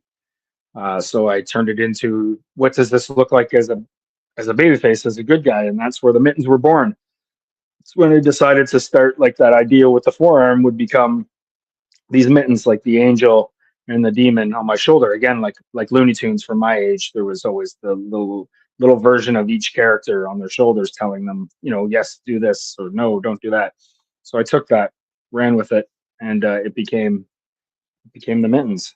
And now they're their own characters. They're gonna have their own T-shirts, I'm sure, their own book, all the above. So, sorry, 1 second. Sorry, Thelonious. I'll be right back. I'm sorry. I'm sorry. 1 second. Okay, I apologize. Do your thing, homie. Yeah, I know. Why you don't have to be like that? Like, you don't. That's rude. If he just said he'd be right back. You're so impatient. You're so impatient. You're just like now. Don't you start. Don't you start. No, come on. Don't argue with each other, guys. No, there's no reason. Guys, come on. You're brothers. You can't fight like this. Remember the last time this happened? You guys got. Come on. Oh, alrighty. I want you to go stand in the corner. You're going over there. Yep. And Lefty. Yep. You two stand in the corner. Over there. Both of you over there. Okay. And you can't come back until you apologize. Both of you guys have to apologize to each other. You got to shake fingies and hug. Okay? Is that what we're doing? Ready? You first. Come in. Okay. Apologize. Right. Put your fingy out. Lefty. Apologize. Put your fingy out. Okay. Shake fingies. And hug. Good. Yeah. You're brothers. You can't argue. You get upset at each other like that all the time. And then, yeah, right. Remember that time that you joined the Moment of Truth? You joined a gang of bad guys. Yeah, you a whole gang of them. And you turned on Lefty, sent him back to the fifth dimension. He was crying. He was so upset. Yep. That was you. And then you destroyed the trunk after Lefty went back. Destroyed the portal to the fifth dimension. Now, we couldn't go back because of you. You did that. You had created that whole scenario. And it was ridiculous. And then you're hanging out with Sawyer Stein. Yep. And You were hanging out with Johnny Roston. Yep. Yeah. And you guys would just be in the coolest. You had sunglasses, right? Little hat. Yeah. Yeah. Yeah. Gang stuff. That's gang. You learn the gang. Yeah. That thing. The moment of truth. That's it. That's the thing you learn. So you don't do that anymore, though, right? No, you're not. No more gang life. Okay. Okay. Good. Oh, you talking to Righty? You talk. Yeah. They just got in an argument. It was ridiculous. Okay, Sorry I about that. apologize. Just the real life stuff and in between this. So it's just I apologize, man. I know I know you have definitely have a schedule to stick to. I don't want to kind of feel like this is kind of waste, like this is a waste. I No worries. but Keep it rolling, brother. but when growing up, before you got into wrestling, what was the first? What was your either your idol that when you got you into wrestling? It's like, you know what? How about I become just like him? How about I go and actually train to become a wrestler just like him or her? Ricky the Dragon Steamboat. When I got a bit older, was somebody I looked up to. But when I was really young, maybe about 6 years old, Hulk Hogan body slammed Andre the Giant at Pontiac Silverdome. And my brother got to go. It was in Detroit, I lived pretty close to there. So when that happened, it changed my whole perception on entertainment and on pro wrestling as a whole. And I don't think that I was like, oh, that's what I want to do, but I was definitely completely infatuated with pro wrestling. And then I guess around when I was 15 or 16, there's some guys bouncing on a trampoline in a new town that I moved to. I didn't have any friends. So like, hey, do you like wrestling? I was like, yep, sure do. So we started doing wrestling on the trampoline as kids do, and got one of those satellite dishes from America that you could watch American TV on at the time, so we could watch Raw and SmackDown and Nitro. Monday Night Wars, I think it just started, and yeah, we were super into that and loving pro wrestling. And I think Mick Foley's turn into the three faces of Foley and showing his variety of skill set and what he could produce, even being a guy who doesn't look the part of a pro wrestler, kind of turned my head towards what was possible. And at that point, I just felt like being a bit of a class clown and a semi-athletic humanoid. I felt like that was kind of where my direction was leading me. And since then, it's all I ever wanted to do. So you mentioned you went down to Tennessee. Is Southern All Stars Wrestling? There's even I think it was even on televised too. I actually got to see one of those matches, and it was completely different from TJ Harley compared to the Thelonious Jovinius Harlequin. But yet then again, it's just an abbreviation of what is Thelonious, that entire nickname. Totally. But so tell me about how it was like during was your trip down to Tennessee and decided, you know what? How about I wrestle down there and get it out of my comfort zone? And, I've been wrestling all over in Canton, in my own home state, my home country. Why not just make the trip out of Tennessee and wrestle for SASW or SA All W? It was Showtime All Star Wrestling, they were called, and Millersville, Tennessee, kind of a suburb of Nashville. And at the time, I was doing really well on the Ontario scene. I had accelerated to what I felt was the highest level I could get at that time, and was working with all the people that I wanted to work with. But I wanted to continue to extend my reach and my ability and my knownness throughout the pro wrestling community. So I just got in my car and drove to Nashville and lived out of my car for a little while. Lived on people's couches, whoever would have me. I stayed there for I think 4 or 5 years, and just took jobs at bars, and I think I worked at a nutrition store for a while. That Jeff Jarrett hooked me up with a job there, which was cool. So many solid wrestlers in the Nashville area, and just like people who didn't look the part but absolutely had it in their heads, had the knowledge in their brains, and like lots of like young up and coming pro wrestlers that I'd come across that were at different, at state, like Jeremiah Plunkett, who I'm wrestling in a couple weeks for Reaper Wrestling. He was a young guy just coming up. Caleb Connolly, who's now a big wrestler. I think he's wrestling for Juggalo Wrestling at this time. He was just starting. Yeah, young guy that I got to work with quite a bit. Sean Schultz, phenomenal wrestler. Sigmund, another phenomenal wrestler. He's part of the Heat Seekers tag team, I think. Now Chris Michaels, another great dude, another solid indie guy. Chase Stevens, Andy Douglas, James Storm. So working with talent like that and being surrounded by talent like that is a different pace from what I was used to, but it was a good change and a good spot for me to learn more about ring psychology, about crowd psychology, about working called matches without having any conversations whatsoever, just what's called a Broadway match, just going out and having a good old time. And it was a great experience, and I learned a ton. Yeah. So if you like watching, like knowing the wrestling product today, if it's either the wrestling, the indie scene, or the major companies, which of like the major companies would you like want to actually, if you were given if you were reached out by, I don't know, Triple H or Tony Khan, or maybe a couple other people like TNA exec, or like those types of major companies, which one of those major companies would you like to work for if you went into the fifth dimension and just, what am I thinking here? Let's expand our horizons. Like what if I kind of want to do it in this dimension if I can, but the Danhausen effect on pro wrestling has a really positive effect for me.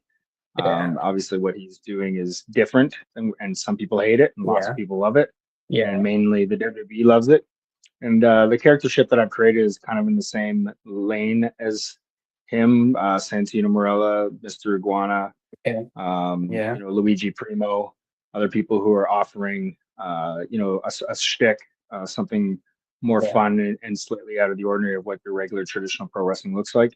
So, I would obviously not wink at any spot that was, offered to me. And I have some opportunities maybe coming soon internationally that could open doors like that. And I'm happy and proud about what, could come of that. But even so, my character that I've created is something that could be repackaged in a television spot, and has a lot of potential to create money and to create merchandise money and to create interest in the same way that Danhausen has. So I'm leaving that door open, and who knows what could come of it. Yeah. When I was looking, when you first came out in that the mask and the whole costume, that was one of those names that's like, yep, that's definitely that's you basically give the Danhausen like similar effect to Danhausen, but instead of cursing people, it's just you have just these magic mittens and this mysterious box that you come they bring to the ring. So there's definitely that mystical factor to that. So definitely some comparisons to Danhausen. That's what I was definitely when I first came to my mind, but if out of the wrestlers that are either wrestling today or you have grown watching, what would be your dream match that you like? What would be the guy that you would want to like wrestle in a match? Like if you're like the inner mark, you're like the kid that you're like when you were little. Like I could definitely have a match with him. Like like probably when you were starting out, you were thinking about stuff like I could wrestle this notable name, this notable name. Like what would be your dream opponent? Shawn Michaels. is on top of anybody's list. Should be. It's Ricky Steamboat. And then like for Thelonious, like he would really enjoy like Santino Marella, for sure. Or someone like Mick Foley, of course.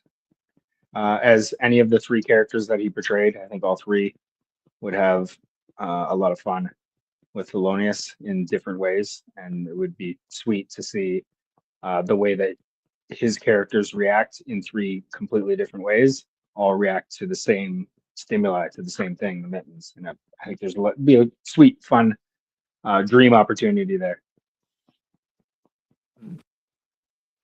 So you mentioned that you used to go to you were in high school with Eric Young.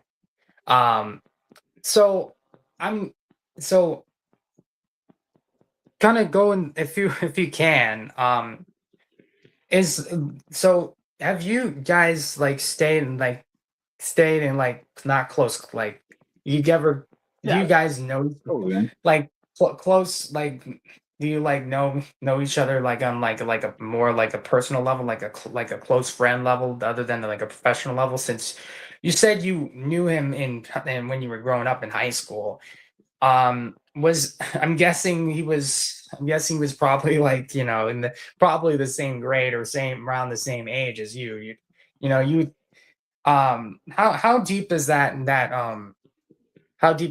relationship like him and you and Eric? It's solid. I mean, we're longtime buddies. We see pro wrestling the same way. We come from the same place. We've gone through a lot of the same battles.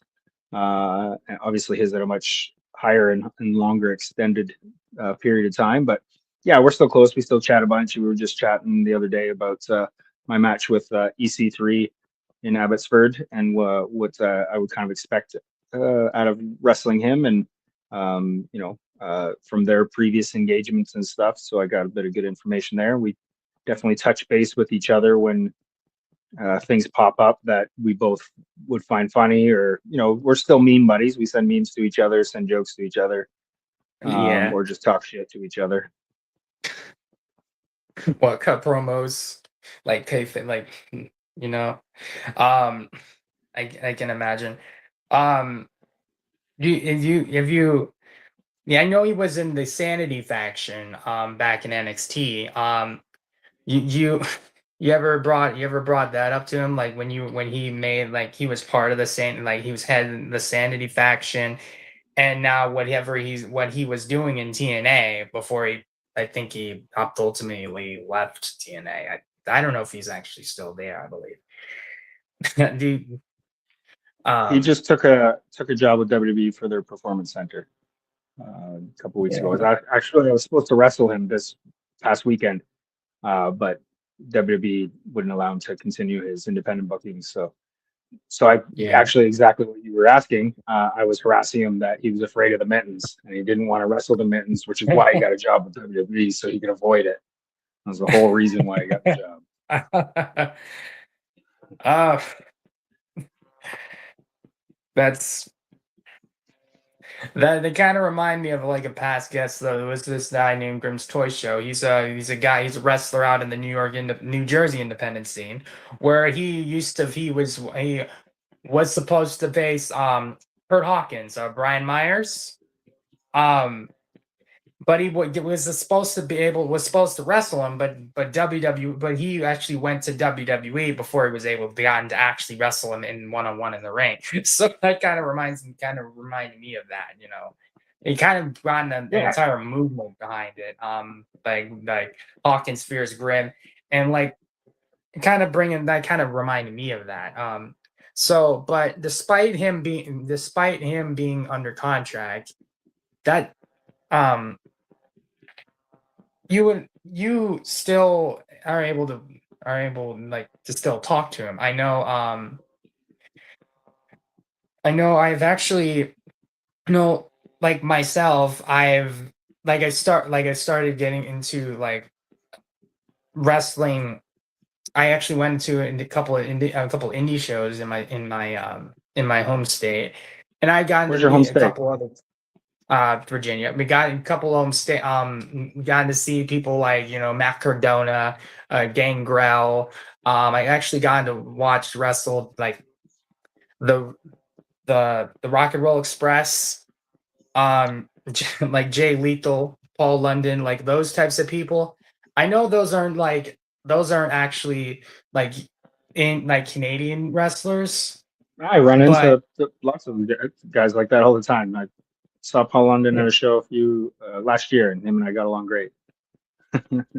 Well, that's good to know. It's a small Well, community, right? And there's lots of us, so we definitely cross. And people who are doing it at the highest level, like Macho Man says, "Green rises to the top." It's kind of a true statement. The people who are working hard at it and deserve, they end up congregating together, whether they like it or not. yeah. So, um, what is your favorite thing about the indie scene in your home country of Canada? Compare like if you compare that to the indie scene here in America, what are some takeaways that the indie scene there has that compared to the one here, like you were in Tennessee? I wouldn't exactly split it up nationally in that way because like there's more so like the old territories sections are what really represent pro wrestling. So like the mid South is definitely a thing. So Virginia, Tennessee, Kentucky. I would kind of lump that all into the same more or less group of guys. Ontario is paired with Buffalo, New York, like the upstate New York area, and a lot of those guys work between each other out here in the West Coast, the Pacific. Oregon and Washington State pro wrestlers and British Columbia wrestlers intermingle all the time. Yeah. But the difference, I would say, like the Mid South is definitely a slower pace and more of a crowd based pro wrestling, whereas the East Coast is more of a higher impact. And sometimes stepping into the extreme. I think the West Coast has more of an old school feel to it overall, and has like a more of like lots of and each place has lots of high level talent and young people that are trying to work their way through, and there's different flavors. And as the internet has grown pro wrestling, the flavors of each quote unquote territory of independent areas has definitely been more mixed. So each area Yeah. has a little bit of everything now. But when I started, it was definitely more segregated in the way of like how pro wrestling was seen and how it was shared with the fans, which was really part of the reason why I moved to Tennessee so I could get that type of experience, which the only way to do it back then was just to move there, where now the people travel in between, they're doing seminars in different locations, and plus with the internet, the idea of like how pro wrestling is done is opened up and shared on a wider scale. Yeah. When so I know throughout your career, you have definitely, like you just discussed, you've gotten to face an array of names that went on to be, major names for the top companies. Um, was I know there throughout your career, you've gotten quite a lot of matches under your belt, quite a lot of gold too. So what can like I know there's a lot of stories to be told. What stories could you share about throughout your career? Like what like maybe have stories about like you and Eric or you and Sean or you and Dustin. You said you mentioned you worked with. Both Dustin Rhodes, I had cool Dustin Rhodes and a Dusty Rhodes story. Dustin Oh, Rhodes wrestled on a show that I was on in Sault Ste. Marie. He was Gold Dust at the time, and Sault Ste. Marie, Ontario, and it was a big show, really hot crowd. And yeah, I was on after him. I followed him, and he watched my match, and with a guy named Hayden Avery, who works out of Alberta now. We actually wrestled not too long ago, which is amazing. But this was maybe 2005, and we had a banger of a match, me and Hayden, and Gold Dust came up to us afterwards and said that he watched it and he really enjoyed the match. And getting that type of praise from somebody at that level was meant a lot. And then his old man Dusty Rhodes was at TNA in '07, I want to say '06. He was like in the Booker role, and he was in like a GM role on TV. And there was a scenario where Dusty is in the ring, and 3 security guards are going to come out and get beat up. I'm lucky enough to be one of the security guards. And Jeff comes up to us and says, "All right, security guys, one at a time, go up and talk to Dusty, and he'll tell you what the game is, what we're doing."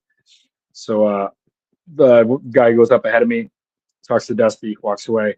I'm up second, and he looks at me, he goes, "All right, baby, I tell you what we do. You come down to the ring, baby, and I throw you right back out." And I think Dusty like saw my reaction, my facial expression, and was like kind of like, "Oh, like that's it? Okay, cool." And like I was kind of disappointed, but like yeah, obviously I didn't say anything. So thank you, sir. Sounds good. And when it came time for us to come down and do this, the first guy came in, got ejected the way that he talked about.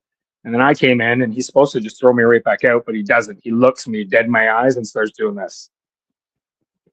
And I'm like, "Oh, sweet." And he gave me his bionic elbow, and I sold it. And then he chucked me out. And he had a big smile on his face. So like he didn't have to do that. It was very nice of him. And it's part of the reason why I do it now, is just like a little tribute to Dusty for doing something really nice for a guy that he didn't know, absolutely didn't have to do anything for, and would never see again. So, good on him for being both the consummate professional and the wonderful human being. Wow. That must like that. I can imagine like the inner fan within you, like oh my gosh, it's the American dream. The American dream is putting me over, man. It's just like, and I gotta take his, and I actually got to take his move. Like it's Pretty special. like it's like everybody's. It's like even when you're trying to like stay like trying to stay in character, but probably deep down, a lot of people when they either wrestle one of their idols or wrestle on one of their favorite wrestlers, that probably sparks a fire in the heart of the inner wrestling fan within them. I can imagine that same fire at that time. So this was this was this like an indie show in Canada, or was it another No, it was show? on TNA television in Orlando. Oh, so your match, was that a dark match, or was that actually on television? I had an explosion match around that time that is featured somewhere. You could find it. TJ Harley and Matt Cannelloni versus Shark Boy and D-Ray. And it was pretty sweet. And Mike Tenay's calling it, which is really special. And he calls me an idiot during the match, which is also hilarious and awesome, because I am being an idiot. So it's perfect. But the Dusty thing, I couldn't tell you when exactly it was from. It was definitely on like either a pay-per-view or a TV show where that moment happened. But it happened, and like for me at the time, things are moving so quickly, you don't really think about it. To like, oh, I should save this date in my brain and remember when it is, so I could go back and watch it later. I have no damn clue. I mean, one could go through and watch that era, and you likely would pick me out, but that seems like a lot of work. Well, so how was like the atmosphere in the locker room, like with not just in your your TNA match, but like in regards to like the average like pro wrestling locker room that you usually, when you get booked on a show and you had to bring both your mittens with you. How is the atmosphere like? And like, it's fun to explain that to people. I get to and I say it all the time, I get to crowdsource my ideas. So when I bring this to another pro wrestler, usually they smile and laugh. They're like, "That's ridiculous and stupid." I'm like, "I know, it's great." And then they're like, "Okay, this is what I think." So for me, I get to like crowdsource all my ideas. I get to ask other wrestlers, "What would you do when the mittens do this? When the mittens are in your face, like how do you react? How do you want to beat them up? Like how do you want to, they're possessed beings at the end of the day." So and that's where a lot of the ideas where other wrestlers take them off and put them on themselves, and then they end up beating the shit out of themselves, which is hilarious. or start like beating up on the mittens while they're on my hands, or taking them off me and smashing them on the mat and beating them up.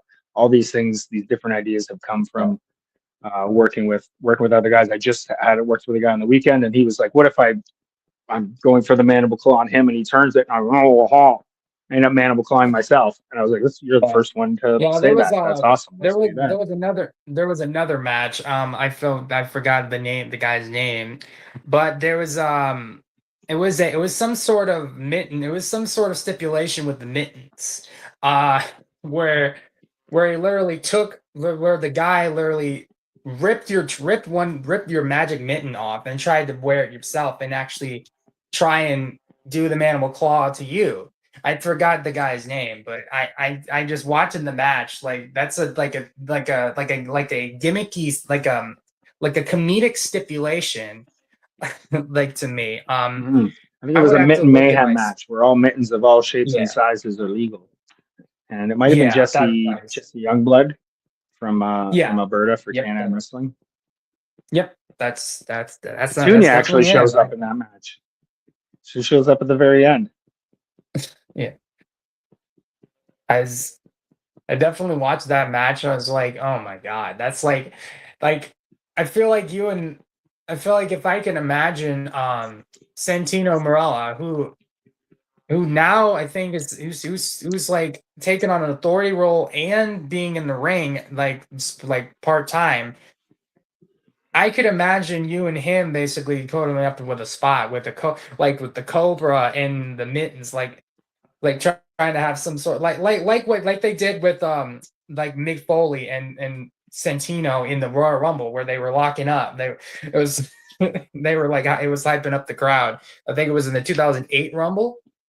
I think it was 2012 actually, where he almost won the thing. But I could imagine Santino Marella and you actually having a match somewhere down the line. Make sure you tell him that. Make sure you let TNA know about these mittens, and you tell Santino that he fears the mittens. Because the way that this could definitely happen would be to create buzz, and if there's buzz about it online, then people start to pay attention. That's one of my weaknesses as a pro wrestler, is having an online buzz and get an online following, get that viral moment notice, because I've definitely had lots of fun moments. I'm pressing that button as hard as I can, but it's a hard nut to crack to become a viral sensation, quote unquote.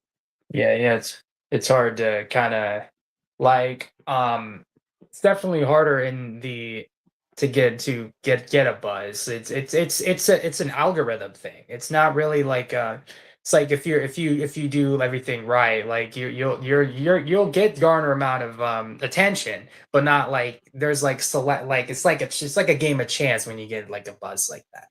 But there's like last question. So throughout your career, you always had to in the ring, on TV, you have to keep on the character, like with Thelonious, the character TJ Harley, or Thelonious Jovinius Harlequin.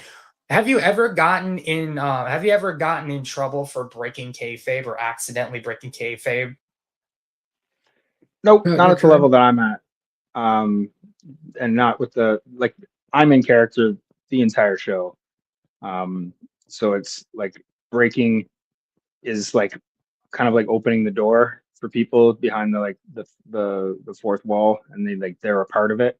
So anytime like I do break, it's a comedic moment where people get to like be a part of it, and it's for a benefit, like for a win. But I and I do give those moments out, and they're fun to be a part of for both whoever I'm engaging with and myself. I'm probably genuinely enjoying that moment, so there's something fun there. Back in the day, it was more of a thing with kayfabe where it was very serious, and I'd actually wrestled in Tennessee in some locker rooms where the locker rooms were split. All the baby faces were in one locker room, all the heels were in the other locker room, and you didn't talk to each other. And then you went out and wrestled somebody. So I've wrestled people who I didn't know who they were until they came through the curtain, and I have to assess them during that time. We know our roles, we know kind of where we're going with the match, but that's all we know. And everything else we need to communicate almost on the fly, the ref and ourselves. Yeah, 100%. And that's cool. I think that's fun. Yeah, I know back then it was a hard like they stricter on kayfabe. Like if you would you would get in trouble with behind the scenes if you actually broke kayfabe. Like there was and, you know, there's these stories about, you know, driving like a heel and a baby face driving and then, you know, going on the road together, and they either got fined or that got in a stern talking to when they got to the show. Because they were supposed to, you know, maintain the theatrics of kayfabe. I know it was sacred back then, but you know, like in recent years, is actually, you know, peeling back the curtain, so to speak, like being them, like, you know, being themselves past your match, like stay, like not, you don't need to stay in character and like Yeah, risk any. WWE gives us everything. They've got a series called Unreal that they give us everything. So at this point, Yeah, there's no use in protecting a wall that doesn't exist anymore. yeah. So why not just engage on that level and let people enjoy all the pieces of the puzzle? Because they're gonna anyway. All right. All right. Well, Thelonious Jovinius Harlequin, it has definitely been a So you got for pleasure. me? Awesome. Thanks, No, man. I meant definitely to say has been a thank you as pleasure. well. And we're happy to I, be a part. Yes, you were happy to be a part of it. Good stuff. I appreciate you coming on. I appreciate Lefty. I appreciate Righty. Appreciate you coming on. I hope probably uh probably would definitely would maybe it was definitely good talking to you. Sorry, I'm just kind Cool, of man. partially autistic, Yeah, so yeah, I'm no a worries. bit speechless. No worries, But brother. It was cool talking to you but too. uh but it was good talking to you. Yeah, you have a good day, man. Have a great rest of your day, man. Appreciate you. You, you too.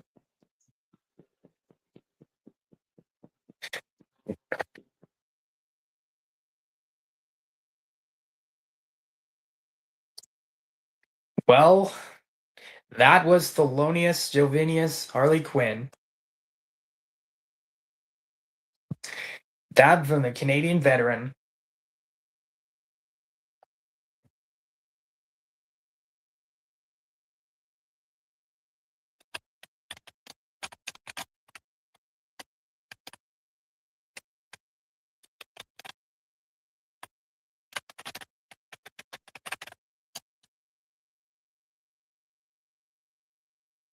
Well, we're just gonna take it.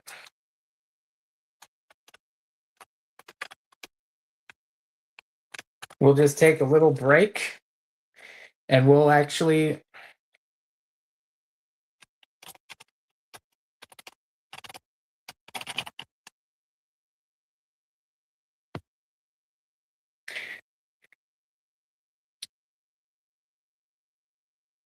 So, we'll take a little bit of a break, and before we get to talk to our next guest, the Greek god Papadon, I'm definitely looking forward to talking to him. Um, we'll be back. We'll definitely be back. I'm gonna put on some music to kind of. It's a little few minute break, a couple minute break, and see. We'll definitely circle back. So,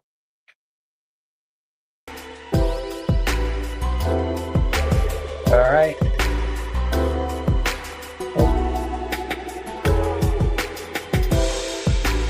We'll be right back in this little intermission.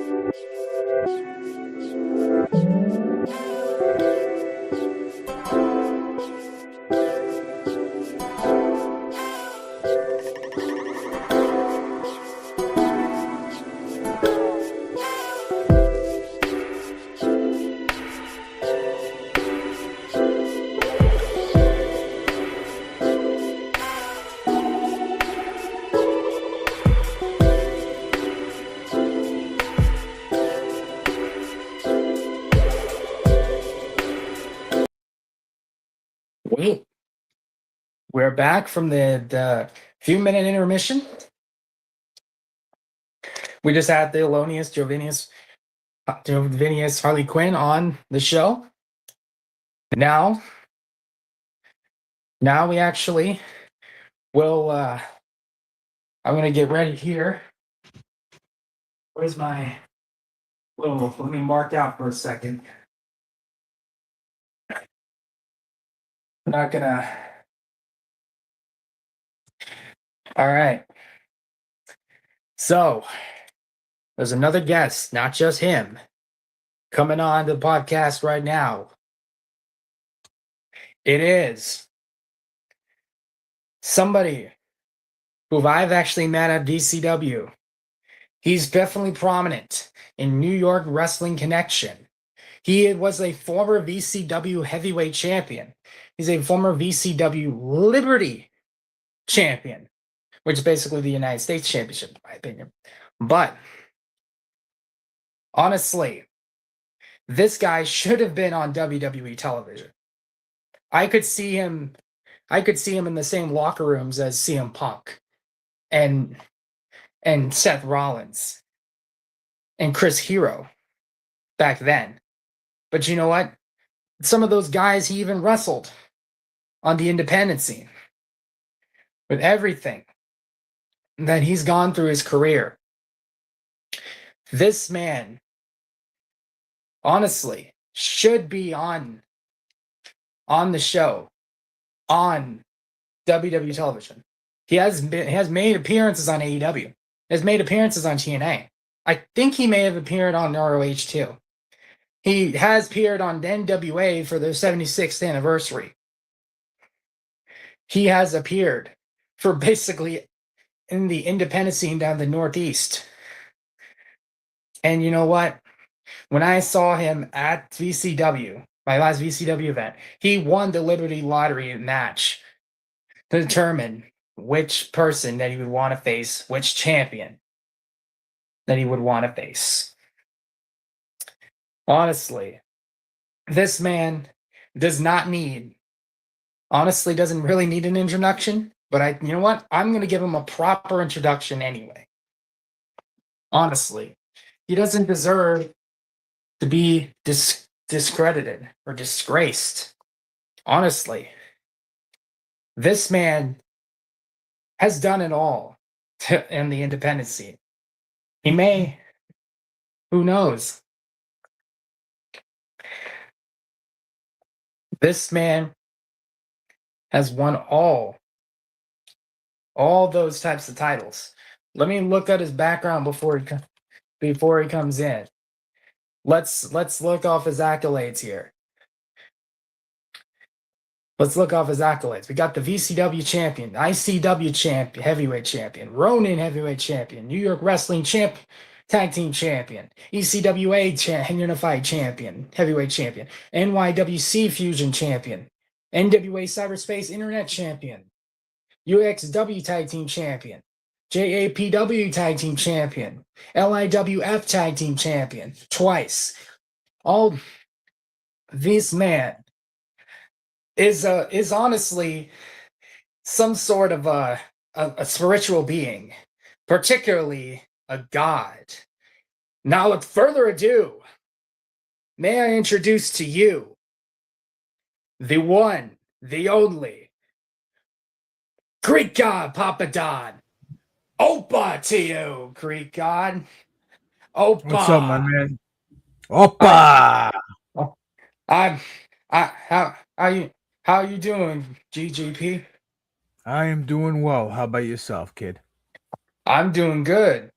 Glad to hear You that. know, I even was it the last event I was at. It was VCW Liberty Lottery. You Okay. won the Liberty Lottery match.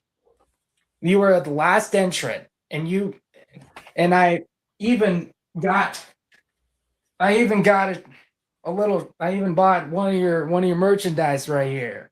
Oh, I appreciate that. GGP. Look at you. I know I'm putting you over, but you know what?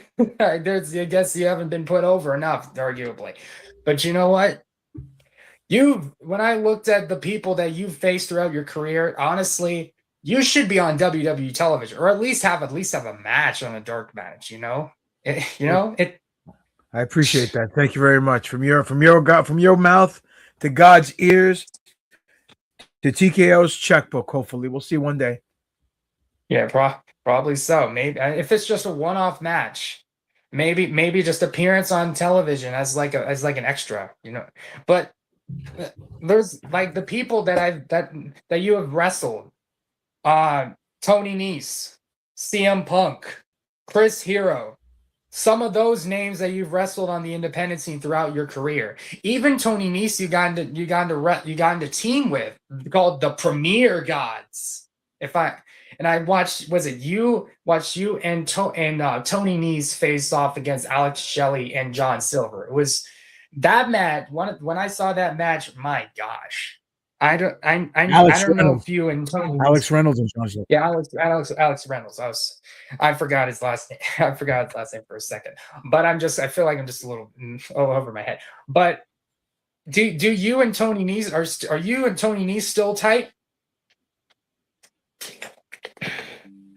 Oh yeah, we're friends. We're good friends. He's actually one of my favorite opponents I've ever had in my career. One of them. But him and I, yeah, we're cool. Well, that's good. And I think you recently have a little partnership here at VCW. You and Mr. George Pantis. I guess. As far as I know. Excuse me. Pontus. That's Mr. Pontus to you. Only I can call him George. Everybody else will address him by his proper name, and that's Mr. Pontus. And Mr. Pontus is the smartest man in Virginia. That's why I got him to manage me, because what's better than one Greek? Two Greeks. What's better than two Greeks? One Greek who's the Alpha Omega, and the other Greek who's Mr. Pontus. And that's why we've taken over VCW, and we were until Brandon Scott decided to take his stupid pills. We were the greatest VCW tag team champions that ever existed, but all things happen for a reason, and now Brandon Scott got his ass whipped courtesy of the Alpha and Omega. So, well, I guess what I'm concerned, you and Mr. Pontus, I guess you have possession over Brandon Scott's contract. Like you do whatever he said. He has to do whatever you and Mr. Pontus has to say, as far as I'm concerned, which is definitely a precarious predicament for Mr. Excellence Brandon Scott. I think that was at the Liberty Lottery show that just happened in the Portsmouth Pavilion. That's correct. I've been there. That was lat. Oh, I hope so. Well, throughout your career, what was it like breaking out in the training? What was it like when you were first getting out in the business? What was like? Also, another added question: what was the inspiration of you being the Greek god the Greek god, so to speak? Well, it's not so to speak. That's who I am. But training was difficult. I was trained at the Long Island Wrestling Federation, the LIWF Doghouse. And if anybody knows anything about independent wrestling, a lot of greats came out of the Doghouse. It's infamous for the talent that came out of that school.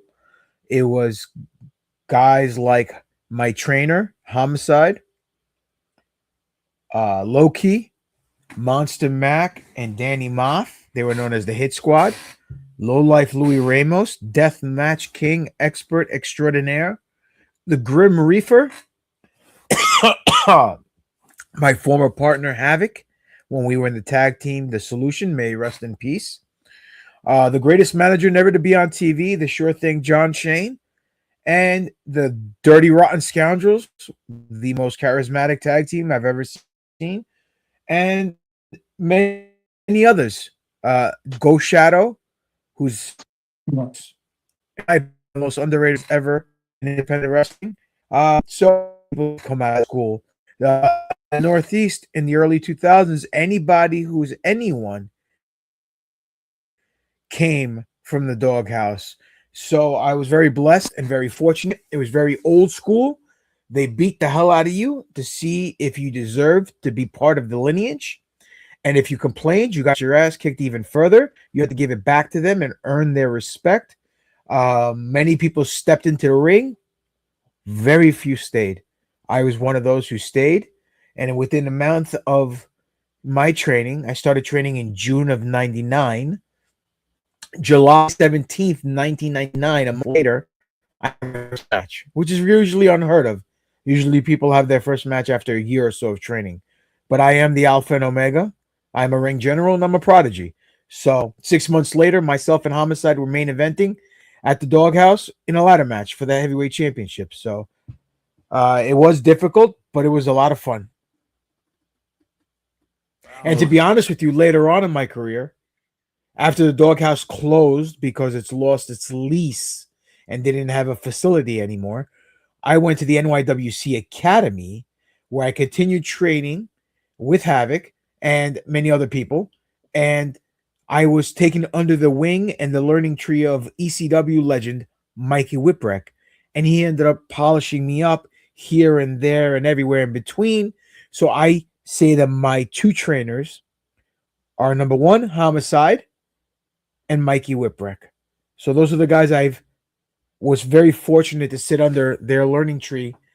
And anybody who is anyone in this business in the Northeast come from those two individuals. Guys like Zack Ryder, guys like Brian Myers, the Amazing Red, the SATs, Mega, they all came from Mikey Whipwreck. And everybody else, like I said earlier, the Hit Squad, the Solution, the DRS, Low Key, they all came from Homicide. Lathon the Tower of Torture was another talent at the Doghouse who was very infamous, but bowed out of the business a little earlier than expected. But one of the greatest big men I've ever seen in my life. Wow. Sounds like it was definitely an interesting time when you were getting. It was a different era. Feelings didn't matter. Men stepped up and they were men, and boys got pushed to the side. And those who were strong enough survived, and those who didn't either joined another wrestling school that just took their money, or they sat ringside on the other side of the guardrail as a fan, the way it should be. But nowadays, you have a lot of schools that are run just to make money, and they don't care of who or what comes through the door and taught how to wrestle, in my opinion, anyway. And you can't separate the weak from the people that deserve to be in the ring. Not everyone deserves to be in the ring, especially people who are in the business today. And I know it sounds a little disconcerting and mean, but life is mean. There's an old saying, he's a nice guy, or that wrestler's a nice guy. My mailman's a nice guy. Doesn't necessarily mean that my mailman deserves to be in the wrestling ring or the wrestling business. But I don't want to sound like one of these grizzled old veterans who are pissed off. It's just a fact. It's a fact of life. Not everybody who's nice deserves to be a Yankee or a New York Met.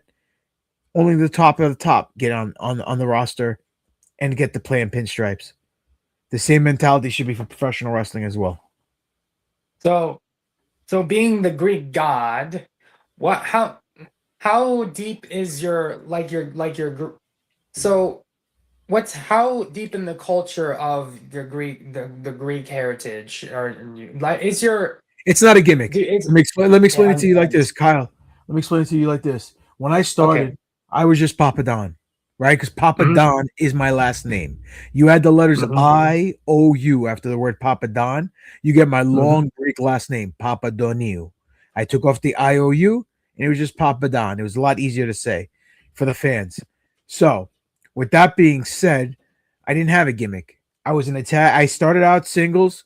Then they put me in a tag team with this guy Havoc, and him and I were a tag team. I wanted to be Papadon and Havoc, just like Christian and Edge. I didn't want to have a team name, but we got booked out of the doghouse in this company called JCW, Jersey Championship Wrestling, which was run by Ricky O. He wanted us to have a team name. He was going to call us the Wise Guys from New York.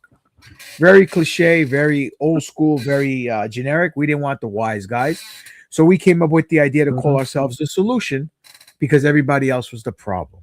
So we were the Solution. Hmm. So it was Papadon and Havoc, the team known as the Solution. After Havoc and I teamed about 5 years, 5.5 years, we went our separate ways amicably. And I was doing singles because I wanted to be a singles guy. Hmm. I was Papadon. And Mikey Whipper goes to me, you can't just be Papadon. You need something. You need some kind of moniker. You need some kind of gimmick. What's a Papadon? Yeah. I said, okay. So I'm thinking, what can I be? What can I be? They always say the greatest gimmicks are an extension of your real self. Well, I'm Greek. My parents came from Greece. I'm first generation American here. I speak Greek. I read Greek. I write Greek. And I said, okay, I have something to do with Greek wrestling, with the Greek heritage and the ethnicity. I said, wait a minute. Greeks invented professional wrestling. Greeks invented democracy. We invented The the Olympics. Olympics. We invented mathematics. We invented philosophy, psychology, advances in medicines. The 80% or 85% of the English language is made up of Greek words. So I said, basically, we're Hmm. the forefathers of Western civilization. So I said to Hmm. myself, let's face it, I can come out and tell the crowd exactly what I'm telling you now. And that makes me better than them because wrestling's embedded in my TNA. That makes me better than your favorite wrestler. And I'm your favorite wrestler's favorite wrestler. And there's nothing they can do about it because it's actual and factual. And that makes me a bigger and better heel. And I get more heat instead of just telling somebody, sit down, fat boy, you're ugly, which is just cheap heat. An easy way to get someone to boo you. But if I come Yeah. out and tell you the truth and you hate me for it, Yeah. and I'm not telling a lie, then we Yeah. have a whole different ball game, and we have Yeah. a multi-layered villain or Listen, multi-layered heel that can get under your skin that's in many different ways. that's like blurring the lines between kayfabe and reality. To some extent, correct. Yes. Yeah, I appreciate that type of philosophy. And like people like CM Punk, which obviously, like you just said, the favorite wrestler, which you've gotten the chance to actually wrestle on. Twice. 2 times we wrestled, yes. He's definitely developed like quite a lot, like as a lot of he had that pipe bomb promo, and he's been still outspoken over ever since. He like CM Punk, like to me, is not a character. He's just the man. He's not Phil Brooks. He's CM Punk. He's just like if you don't get if and he's like he's there to not make friends but to make money. That's that quote that basically resonated with a lot of people. Well, the fact of the matter is, it's called the wrestling business. Not the Yep. excuse me, wrestling business, not wrestling friendship. And more Yep. kudos to him because guess what? He just main evented night one of Yep. SummerSlam, and I didn't. So kudos to him. You know what I mean? And Yeah. Yeah. I'm a fan of his. I think he has the Yeah. gift of gab, and he's a good worker in the ring, and he knows how to present himself well, and he always has people at the edge of the sheet waiting to see what he's going to say next. So he's broken the matrix, he's broken the code, and he is where he is because he's earned it. And kudos to him for even trying the UFC career too. A lot of people like to talk trash about him, but yo, he's an inspiration to many because he teaches people to always follow your dreams, no matter how many people tell you no. Forget them, follow your heart, and that's why I'm still wrestling 27 years later, all over the world, and not on a national level, because I'm following my heart, man. And there's an old saying: if you take yourself away from the table, you'll never get the winning hand. Who knows? 12 months from now, I'll be on WWE TV, or maybe I won't. Yeah. Only God knows. And hopefully, it's a definite, but we'll see. Well, you mentioned the New York Wrestling Connection, where you said you mentioned you were trained by Ricky Ripwreck. That was basically the majority of your career. You've actually dipped your toe in New York Wrestling Connection. Tell me how that company as well, like a whole, like as a company, and when you wrestled there, and you continue to do to this day, what is the atmosphere like? As more like business, and like how it was like in general. Well, I'm not with NYWC. I haven't wrestled with them for a few months now. I would say it's a great company. At times it's a good company. Certain times it's a great company, but like every other company, there's peaks and there's valleys. There's peaks and there's valleys. It's the nature of the business. But I've had a great time wrestling for them, and one of the many companies that I've wrestled for on a consistent basis. And I've wrestled all over this country consistently for the last 27 years, all over the world actually. So yeah, some people say NYWC is my main fed, but it's one of my main feds. There's many times where I've had long stretches like in ECWA and Immortal Championship Wrestling and Ronin and Colossal Championship Wrestling. Where I'm at right now is with the heavyweight champion. And I'm also the Savage World Heavyweight Champion. And soon I'll be wrestling for the Guardian Sports Entertainment Heavyweight Championship on August 29th in Massapequa, New York. And I'll be defending my Savage Heavyweight title at the beginning of November in New Jersey, in Garfield, New Jersey. And on the 22nd, I'm in Colossal Championship Wrestling in a tag match, myself and Big Time Ben Bishop versus Cha-Cha Charlie and Jorge Santi. And on the 15th, I'm making my debut for POD Wrestling on their inaugural event, in Pennsylvania, POD Wrestling. And it's going to be a monumental event. And I'm pretty sure I'll probably walk away with some gold in that company at some point in time as well. So put it this way, my man. You've seen me in VCW. I win battle royals. I win championships. I'm a Triple Crown winner in VCW. I'm a Hall of Famer in the ECWA. I'm a Hall of Famer in Immortal Championship Wrestling. I've won the Super 8. I've wrestled everyone and their mother underneath the sun. I've wrestled Abe Lincoln and jobbed him out so bad that he stopped being a wrestler and became a vampire hunter. Fact of the matter is, the Alpha and Omega, GGP, brother. It doesn't get any better than this. I wouldn't put it any other way, honestly. What you just well said. Thank you. Despite not making it WWE yet, that's a yet. You have made actually some companies like TNA, Ring of Honor, AEW, CZW, like those types of wrestling companies that are kind of well known out there. You've gotten to wrestle.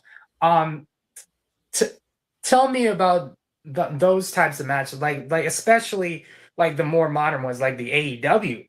I know CZW is definitely like a deathmatch promotion, so that's definitely a little bit out of your realm. But you know what? You're the Greek god. You. I guess nothing really is out of your realm. Well, when I was at CZW, I didn't do any deathmatch wrestling. I was paired up with Black G's, and at the time he was known as Pepper Parks, who's the Blade from Butcher and Blade from AEW, and we had a little faction going at the time, and we were getting over like Rover. And for some reason or another, and I know the reason, and I've been told the reason by two different individuals, but I'm not going to air out laundry on here because I'm not one to cry over spilled milk. I stopped wrestling for them. So sometimes when you're too good at what you do, and me being a heel and getting heat, it rubs people the wrong way when they're trying to do the same thing and you're outperforming them and they want to be the top heel and they can't be. But I digress. That's not the point. Point being is, working for CCW was great time. Working for AEW was a great time. I had great matches with Brian Cage and with Lance Archer. And they both were very generous. They both wanted to work and have a great match. They didn't want a squash match. So they gave me a lot of offense when they didn't have to. They could have just walked in there, had an easy night off, get their paycheck. But again, had a great match, got great feedback in the back from everybody, but no contract. Ring of Honor, I've wrestled the Ring of Honor multiple times. Every time I go, great matches with Bobby Fish, this one, that one. Been told I was going to be brought in full-time. Unfortunately, card subject to change. Nothing happened. Wrestled in TNA a couple times. When I first started out as when I was in the tag team with The Solution, where I wrestled the Harris brothers. Havoc and I wrestled the Harris brothers. Brought it right back to them. Like, didn't take no shit from them. And everyone was impressed because we stood up to them. Not that we were being bullies, but they worked snug. Or some may say stiff, but we thought it was snug. And we brought it right back to them. Then we wrestled Punk and De Niro another time. Had a great match. Again, nothing came of it. Wrestled, when they were here in cyberspace wrestling or NWA cyberspace up in New Jersey, they were using TNA talent at the time. We had great feuds with the Naturals and America's Most Wanted and other TNA talent. And I thought we were going to be brought into TNA off the indies. Fortunately, nothing happened. Like I said, I can hear a million no's, bro. I just need one yes. And hopefully sooner or later that yes will come my way. And when that opportunity presents itself and it's knocking down the door, I'll kick that door down and grab it by its throat and choke it out. You know what I mean? As cliche as it sounds, it is the truth. I'm one of those guys, when they get an opportunity, I don't let it pass by. So that's where I'm at. Well, throughout your entire career up until now, what motivates you to basically keep going and continue to take these bookings for like NWA, BCW, NYC, and House of Glory, like all those independent wrestling? What kind of motivates you? Is, you know what, I can still do this at a high level. I don't. Age doesn't matter. I can still do business. Because I'll tell you why. One, I'm having fun.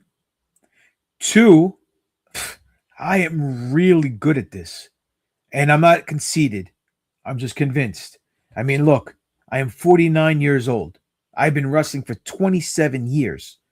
I look better than 90% of the people on the independents or in professional wrestling today on a body level. And I'm not a big body guy. Okay. I've always been a fat kid growing up. So for me to maintain my physique, it's very difficult because I like to eat. I still do it because, like I said, I believe in me.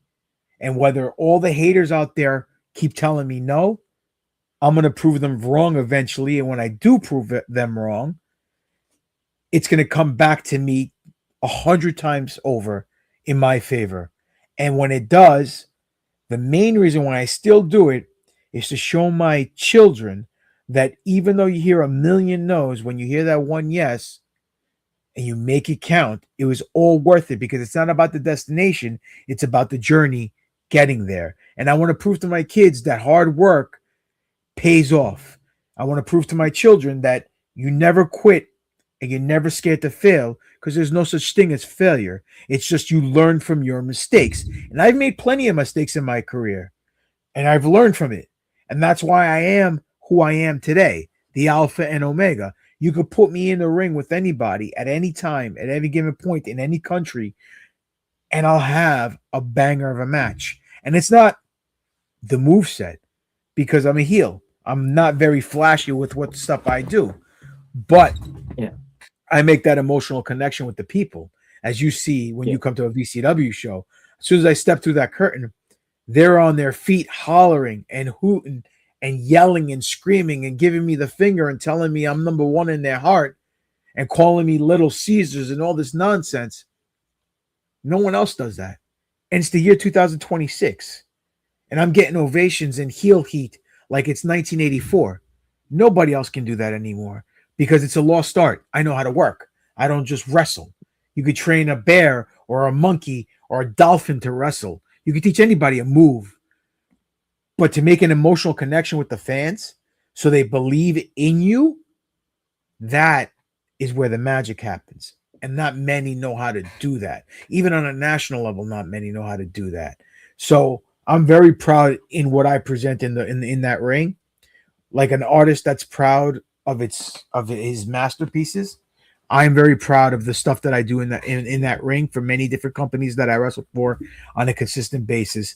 And I know that every time I go to a show, people remember Greek God Papadon. They might not remember the wrestler in the third match who slapped his leg 57 times and did 37 high spots in a match, but they remember me and they get their money's worth. And that's why they remember me. And they make that emotional connection. And that's why they remember me. So that's all that matters to me, because I know what I can do. Call me up tomorrow and tell me, Papadon, we're putting you on Raw. You're wrestling Roman Reigns or CM Punk or Cody Rhodes. No problem. Let's go. Call me tomorrow and tell me, hey, this is TNA. You're wrestling Nick Nemeth for the title. No problem. Let's go. Call me tomorrow and tell me I'm wrestling Thrillbilly in the NWA for the 10 pounds of gold and be the first Greek NWA heavyweight champion. I can take that belt back to Greece where it all started and defend it there. No problem. Let's go. I'm ready, bro. I'm ready 24/7 because professional wrestling to me for the last 27 years is not a job. It's a lifestyle. You know, I eat, sleep, breathe professional wrestling 24/7. And that's what you need to do in anything to be successful. And a little bit of luck.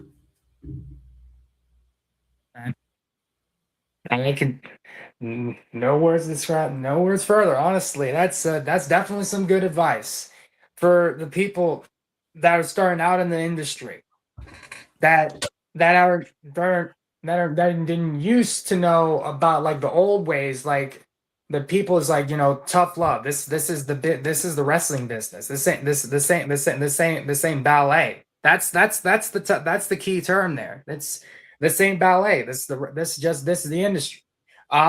Throughout you traveling the indies, throughout your career, have you ever been offered I know this may be a little bit, maybe pushing through the lines of, behind the scenes. I know kayfabe has been lifted a little bit, like over the years, since back then, people got in trouble for breaking kayfabe. But back to my point, have you ever been like offered a contract by like any major company? You don't need to name anything. They just ask. Every time I've come close, whether I'm working as an extra in WWE or I get matches in TNA or tryout in TNA or AEW wrestling on their internet shows, what was it, AEW Dark, or Ring of Honor before it was purchased by AEW, or the NWA under current regime. I go there, I do my best, I get touted for doing my best, and get told, I'm sorry, we got nothing for you right now, in some shape, form, or another. Maybe I'm cursed. Maybe Danhausen cursed me in a prior life, and he has to lift the curse. Who knows? And I'll pull and here's a little tidbit for you, and maybe I'm going to get in trouble for saying this, but about a year ago, I had a tryout with TNA, hit a grand slam. Everything I did was right. Everybody had a great match with the guy I had to try out with, who was also an amazing worker. And I don't want to put his name on blast because I don't want to get the guy in trouble. But we were told that you guys did everything perfectly. Amazing match. You guys look like $1 million. The roster's full right now. Okay. Thank you for the opportunity. What can I say? Just that's the way it is. Go to WWE. I wrestled in the Garden versus the Briscoe brothers in their tryout match. It was me and Rob Vegas. Had a great match. Not many people could say they wrestled in a wrestling ring inside the Garden. When Claudio Castagnoli and Chris Hero had a tryout, I wrestled them in Nassau Coliseum along with Tony Nese and Alex Reynolds. Out of all those 5 guys, everyone got signed by me. Maybe I'm cursed. Who knows? Danhausen, uncurse me, please. But God provides. My time has not come yet. And when it does come, it will come to me tenfold, 100-fold. And again, it just hasn't happened yet. And it will happen eventually. In my heart, I believe it will. And when it does, and people see how entertaining I am and what I bring to the table, that's when they're gonna go, we should have done this sooner.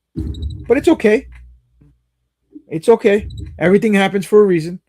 And I'm at the point in my career and in my life that if it doesn't happen, it wasn't meant to be, man. This business, since day one, I was told by Bobby Lombardi, who owned the Doghouse, may he rest in peace. Bobby Lombardi told me at day one when I signed up at the LIWF Doghouse, there is no guarantees in professional wrestling. You're going to love this business, and it's not going to love you back equally. And because of that statement that stuck with me, I can never get mad that things never get my way. Can I get upset? Yes. Have I had guys vouch for me that had a lot of stroke and unfortunately never happened? Yes. Every time I ever went somewhere, have I ever hit a home run and never shit the bed? Yes. But it just hasn't happened. But look at all the situations that has happened from it not happening. I've wrestled all over the world. I've wrestled all over the United States. I've won multiple championships, multiple main events everywhere I go. Multiple people that I've wrestled that are on TV right now. Everyone knows who I am. I wouldn't be doing this interview with you if I was under a WWE contract. Everything happens for a reason. So who knows? May it happen? May it never happen? Only God knows. And hopefully it happens because it would make me happy to get there. Like my buddy Nick Aldis just had a SummerSlam match. Phenomenal match. He looked like $1 million. One of, in my opinion, one of the best matches Gunther has ever had. And this guy was a former NWA champion. He wrestled in China, for God's sake. Right? And for years, he was just a GM for SmackDown. And I met him wrestling for Harley Race in St. Louis. And when I went to England for 3 weeks, I stayed at his place for 3 weeks. He was very kind enough to let me sleep at his house for 3 weeks as we toured England and wrestled all over England. And he's a great guy that deserved an opportunity and a moment. And he made the most of it. And I'm very proud of him. But if he would have said, I'm mad at this business, I should be here, but I'm not there, it's not fair, he would never got his SummerSlam moment. So that's just an example. Well-deserved. And in my opinion, he deserves a lot more moments on the grander stage. Maybe WrestleMania, maybe a title run here or there, whatever the case may be, whatever they think he deserves. I think he deserves a lot more. But that's just me. But I digress. I'm not going to sit here and again cry over spilled ouzo or spilled milk. I just take this one day at a time, one match at a time, and all I can do is look forward to my next match. Well, that's definitely good. Some good words to go by and live by, and just it's like a life principle. Well, throughout you said 27 years through you've wrestled. There's definitely a lot of notable opponents, a lot of big names that I just mentioned, and a lot more. There's definitely quite a bit more. Who knows? You might be wrestling EC3 on another NWA tape. We don't know. I already wrestled EC3. Well, that's another one to your resume. You've gotten to wrestle it. The stories that you definitely had memories. Dude, I know you can't remember every single match. Like it's not like a thing that you remember, like you remember every single match that you've gotten. But in the moment you did your job and you went home. And you gotten their money's worth. What I'm asking is, what stories could you tell me throughout your years of 27 plus years, and maybe who knows, we might be more stories. What stories could you say about all the people notable names that you faced on the indie scene all around the world? And you don't have to. You don't have to get into it. Every match is a learning session for me. Every time I step through those ropes, I learn something new. And the day you stop learning is the day you should retire. Okay? I'm like a sponge, meaning that every time I hear something new, I adapt to it, my surroundings especially. I adhere to it, I absorb it, then I take it, internally process it, and I come out and I own the moment in that environment. And I own the environment and I own the fans. I always have them eating out of the palm of my hands. Now, all I can tell you is in the last 27 years, I really never had any issues with anybody I've wrestled with. Some may say otherwise. Some may say I was a jerk. Some may say I'm a class act. Who knows? I can't please everybody all the time. And just like people can't please me all the time. But the fact is, the one thing that's constant is I've never phoned it in, and I've always given the fans their money's worth and made that emotional connection. So that's all I could say. Whether I'm wrestling a newbie, day one, first match, or I'm wrestling a seasoned veteran who's on TV right now, like a CM Punk or Samoa Joe that I've wrestled, or a Homicide, my trainer, or any ECW legend or former WWE legend. Like I've wrestled Bam Bam Bigelow. I've wrestled Goldust. I've wrestled 99% of the ECW locker room. So, fact is, I've wrestled everyone and their mother. And if I have to wrestle everyone and their mother moving for the next 27 years, I will, because I know I can. And I know that when I get in the ring with somebody, we're going to make magic happen. And it's not going to be a stinker. It's going to be a banger, because that's all I know how to do, is make that emotional connection and give the people something they either love or something they either hate. And they're going to go home happy, and they're going to go home with a moment and some memories. That's all it's about, putting a smile on their face. I can definitely see why there's definitely out of the wrestling matches I've seen, at attending BCW shows or watching other independent wrestling matches, you definitely know the ropes a lot more than most of the guys in the VCW locker room. That's quite a lot, or the independent scene like that. You're definitely probably a mentor, probably if the people are like a fan with the old style type wrestling, like that type of mentality. Like there's one person that comes to mind that I don't know, Bob Holly. I know Bob. Was tough when he did Tough Enough, when he was one of the trainers.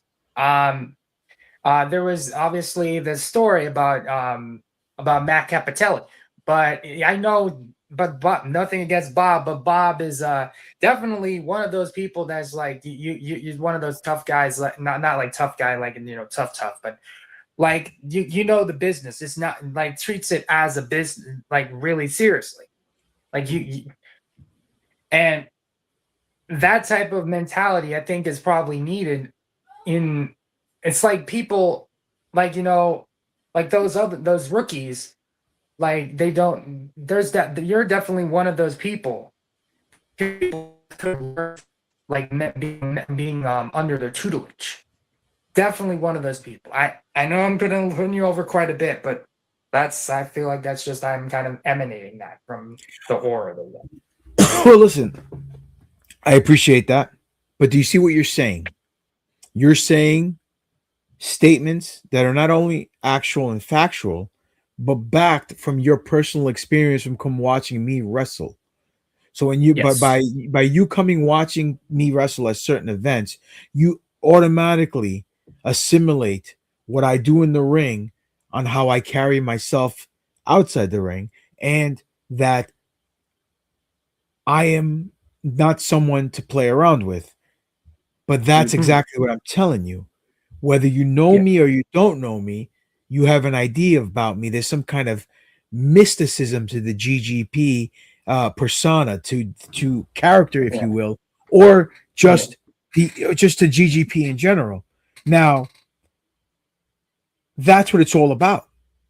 Because I can go in the ring and be hard as nails and do what I do, and then go back on social media and start acting like a fool, and people are going to say, it's just like one of us. And then next time I come out in a wrestling ring, they're not going to bite. He's one of us. This is just an act. So what I'm telling you is, this is what wrestling needs. It needs to be taken down a notch. Less is more, both in the ring and outside the ring. You got to carry yourself like a star if you want to be a star. And I think I carry myself like a star. And you are right. Many people in the locker room look at me as an OG. And they do joke around as Uncle Papadon. Call me Unc. Now, like the kids say, I don't know if it's an insult, but I better not be, because I'll smack the hell out of them. The point is, a lot of them, in certain companies, I do agent matches and tell the guys, hey, do this. Don't do that. One company in general is Gotham Wrestling. Great company. You can see him on YouTube. Gotham Wrestling is the YouTube page. Not only do I wrestle vehemently with Gotham, and I'm one of their stars, but I'm also backstage agenting matches and making sure that the guys meet the time cues and they're telling a decent story and they're following what they're supposed to do. So, case in point is, yeah, man, I'm more than happy to help the next generation of talent if they're willing to learn.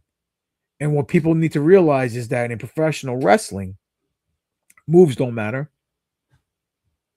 What you're wearing doesn't matter to a certain extent. But what does matter is making that emotional connection. You can come out dressed to the nines. You're looking like a star. But if you get in that ring and don't give the fans what they want and don't make that connection with them on an emotional level where they believe in you, then all that's for nothing. I can come out with a pair of black trunks on, a pair of black boots on, a pair of black knee pads on, and have them eating out of the palm of my hands. Stone Cold did it. Just came out dressed in black. And nothing fancy. And he's one of the highest draws in professional wrestling history. So, you know what I mean? Why? Because people believed in Stone Cold. They believed he can open up a can of whip ass and beat your ass any time of the day. You know what I mean? So, it is what it is. Maybe I got a little off topic here, but I'm sorry. But I'm just trying to feed off your question or your statements. That's fine. It's you're hitting all the right points. Throughout everything, before you got into wrestling, before you decided to lace up a pair of boots and trunks and elbow pads, when you watched I know you got introduced, like every other wrestling fan got introduced to wrestling some way or another through their favorite star, favorite wrestler, or favorite heel, or favorite babyface, or maybe in between, or a tweener. What were one of their favorite wrestlers or idols that you grown up watching, and you're like, you know what? How about I follow that guy's footsteps and actually go into the ring, like this case, the UIWF Doghouse. So, I grew up in Queens, New York, and what we had here in the Northeast was the WWF, now the WWE. When I was real young, obviously I was a Hulkamaniac, just like everybody else. Loved the British Bulldogs, loved the British Bulldog himself when him and Dynamite broke up. But the main person that made me want to become a professional wrestler was Sting. And I'll tell you why.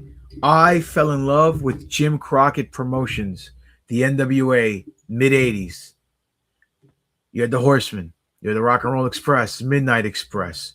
You had Doom, you had the Steiner Brothers, you had Lex Luger, Sid Vicious, Elegante, Brian Pillman. The list goes on and on and on and on and on, right?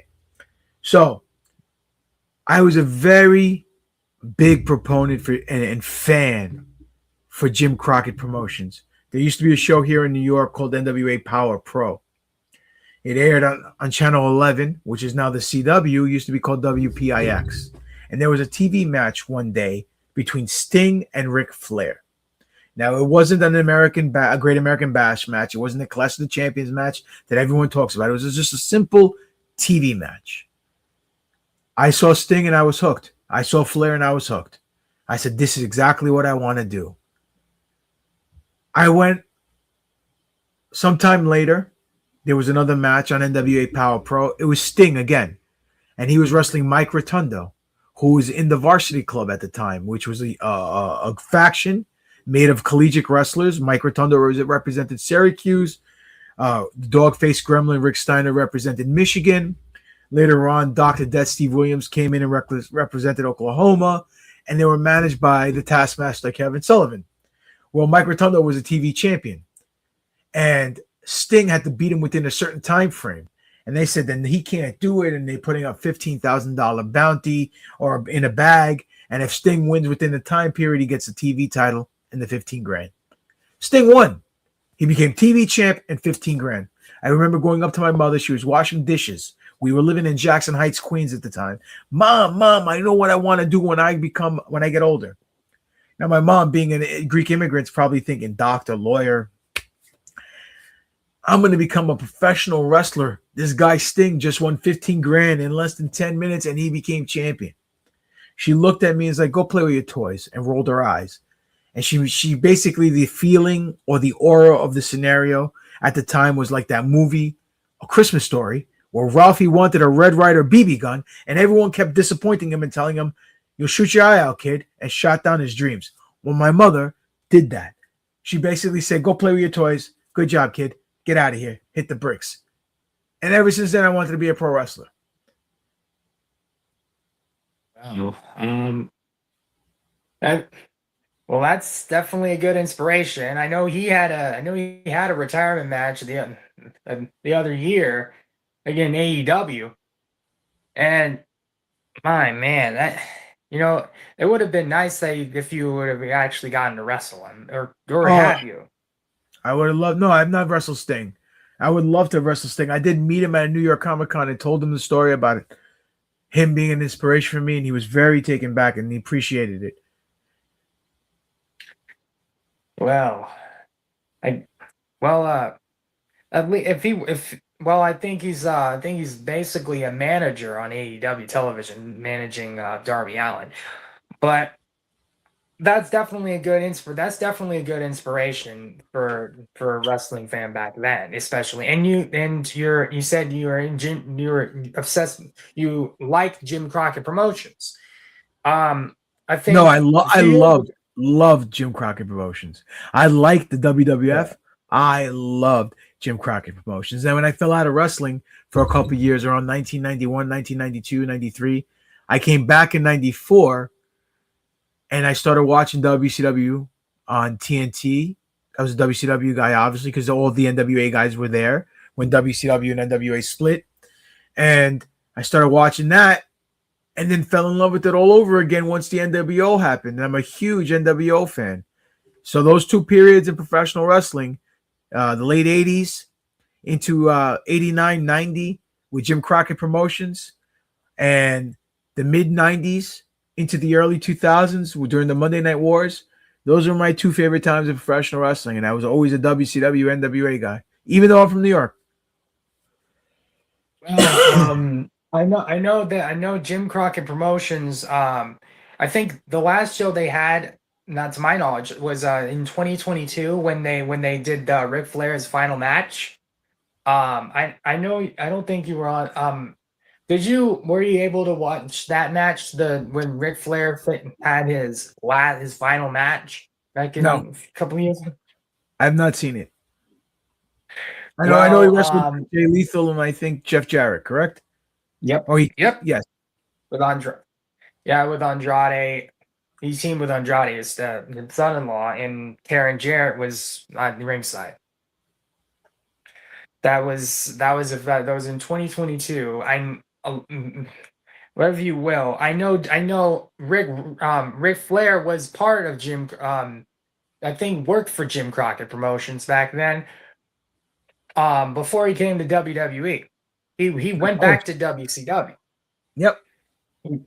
And say what you will, I think that the last Nitro, it was to tell the story that Sting faced Ric Flair in the first ever Nitro. They ended the last ever Nitro with that same match, which was honestly poetic. That was down in Florida. That was the last match. So So you were definitely a WCW guy. What do you think of like you could have theoretically, if you when you got into wrestling, you said 99. Yeah. You theoretically could have been part of one of the power plant, like been part of the power plant, you know. But that was like, I think, down in Georgia, the power, Correct. right? That's where was it Georgia? WCW came from, I think, Georgia Championship Wrestling back in the day. That has some lineage there. I may be wrong about that, but I know Jim Crockett Promotions owns WCW, but that the same area. But what do you so from its inception in WCW compared when they were bought by WWE in 2001, how much of did you watch throughout that type of span, or did you kind of take breaks? No, I watched, and I still watch from time to time to this day. Not as much as I'd like, but there's so much more content that it's real difficult to watch everything. Yeah. When I first started out wrestling, there was only Monday nights, right? And then we had house shows that no one really watched because they weren't live, they weren't televised. You had ECW that was on MSG Network very late every weekend, and then we had Thursday nights, you know, with Thunder and SmackDown. So, you know, I watched then because a good salesman knows his product. So I still watch from time to time now, and you know, keep my finger on the pulse.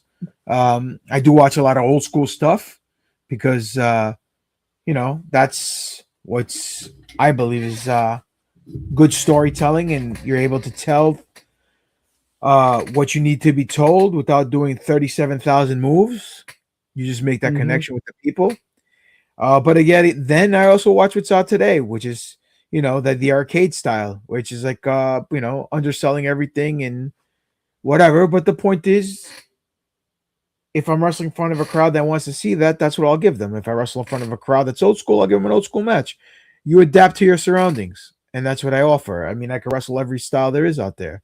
I can wrestle lucha libre style. I can wrestle the Japanese strong style. I can wrestle the scientific European style, traditional American style, catch can German style, whatever. Any style out there I can wrestle, and I have wrestled. And I've wrestled many guys who don't even speak English, and we've had great matches. And you know, it just I take pride in knowing what I can do, and in knowing that I can get in the ring with anyone at any given time and have a great match is something that I wear as a badge of honor, and not many can say that. Well, it sounds like you definitely like to delve into the history of pro wrestling itself, like with the territory they like. I believe, like you may have been a fan probably at when the territories existed. I know WCW was first coming up, like I think near the end of the territory days, where you know NWA owned basically everything up until like the late '80s, early '90s.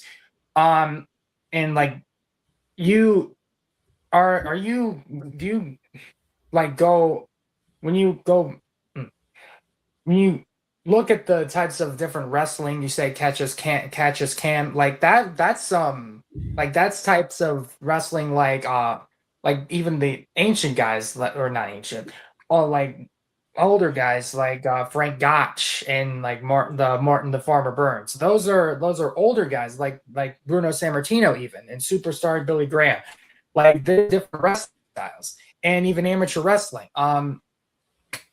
Are you basically like, what I'm trying to ask is, I know you're into Jim Crockett Promotions and watch from time to time.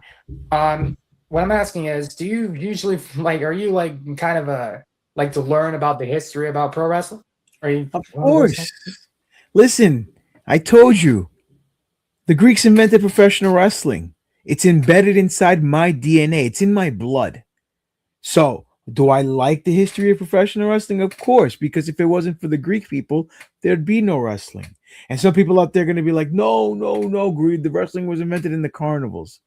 No, sunshine. Professional wrestling is a hybrid of drama and athleticism. The athleticism comes from the sport of wrestling.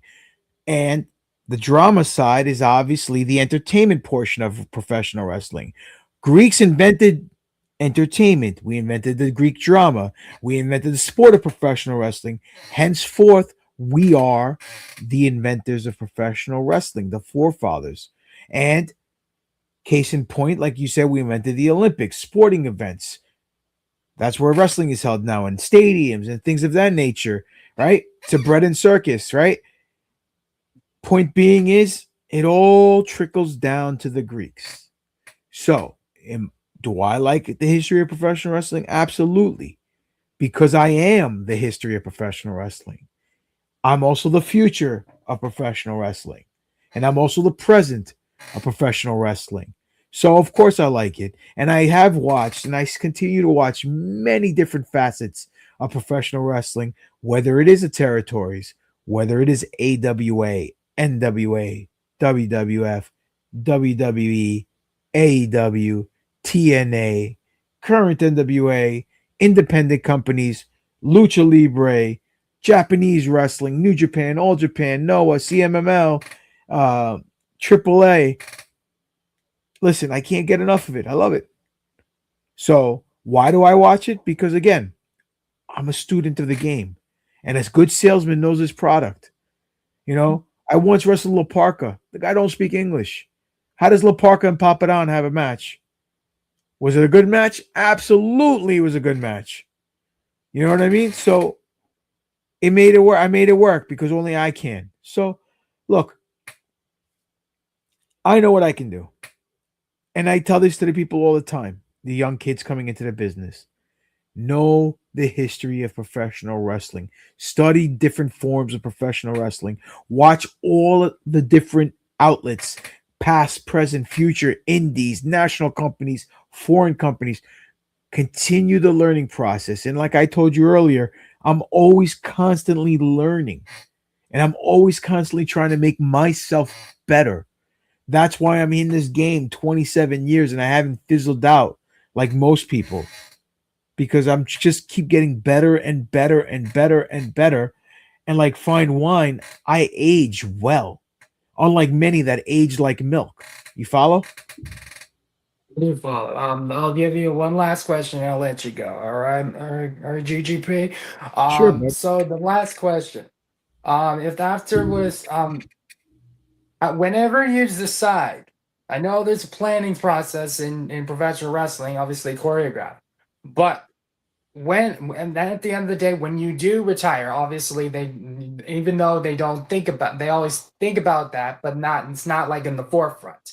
What do you like to do when you decide to call it a day in the ring? The day I hang up my boots, I would like to be an agent or producer backstage, be a booker, or honestly, one of my other dreams is to draw for Marvel Comics or DC Comics because I'm an artist. As you can see behind me, I'm a big geek when it comes to comic books and Star Wars. Big Star Wars nerd over here. Shout out to my friend Chris Ford, aka Crowbar, my fellow nerd, and to Alex Arroyo, my podcast partner. I have a Star Wars podcast called the NFO. Same logo as the NWO, but a big F instead of a W. The New Force Order. You can catch it on all the podcast platforms. We talk about Star Wars all the time. I would like to run Lucasfilm and be its president and creative advisor. And I would like to direct movies. I think I can direct movies very well. I think I could tell good stories like I tell in the ring. If I'm able to put together a 15, 20-minute match on the fly like that and change it at will because something didn't work in the spur of the moment, I'm pretty sure I can direct a 2-hour movie and probably win an Oscar. And that's just the creative side of me. So that's what I would like to do if I wasn't wrestling in the ring.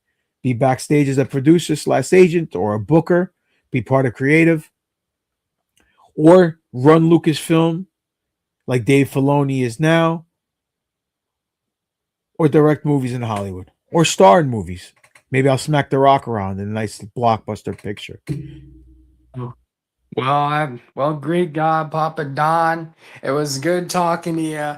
I'm hoping that I could go to another VCW show, maybe with you on it. I hope to see you there. Who knows? You might chase the VCW heavyweight champion again with Mr. Pontus by your side. Here's a little segue for you.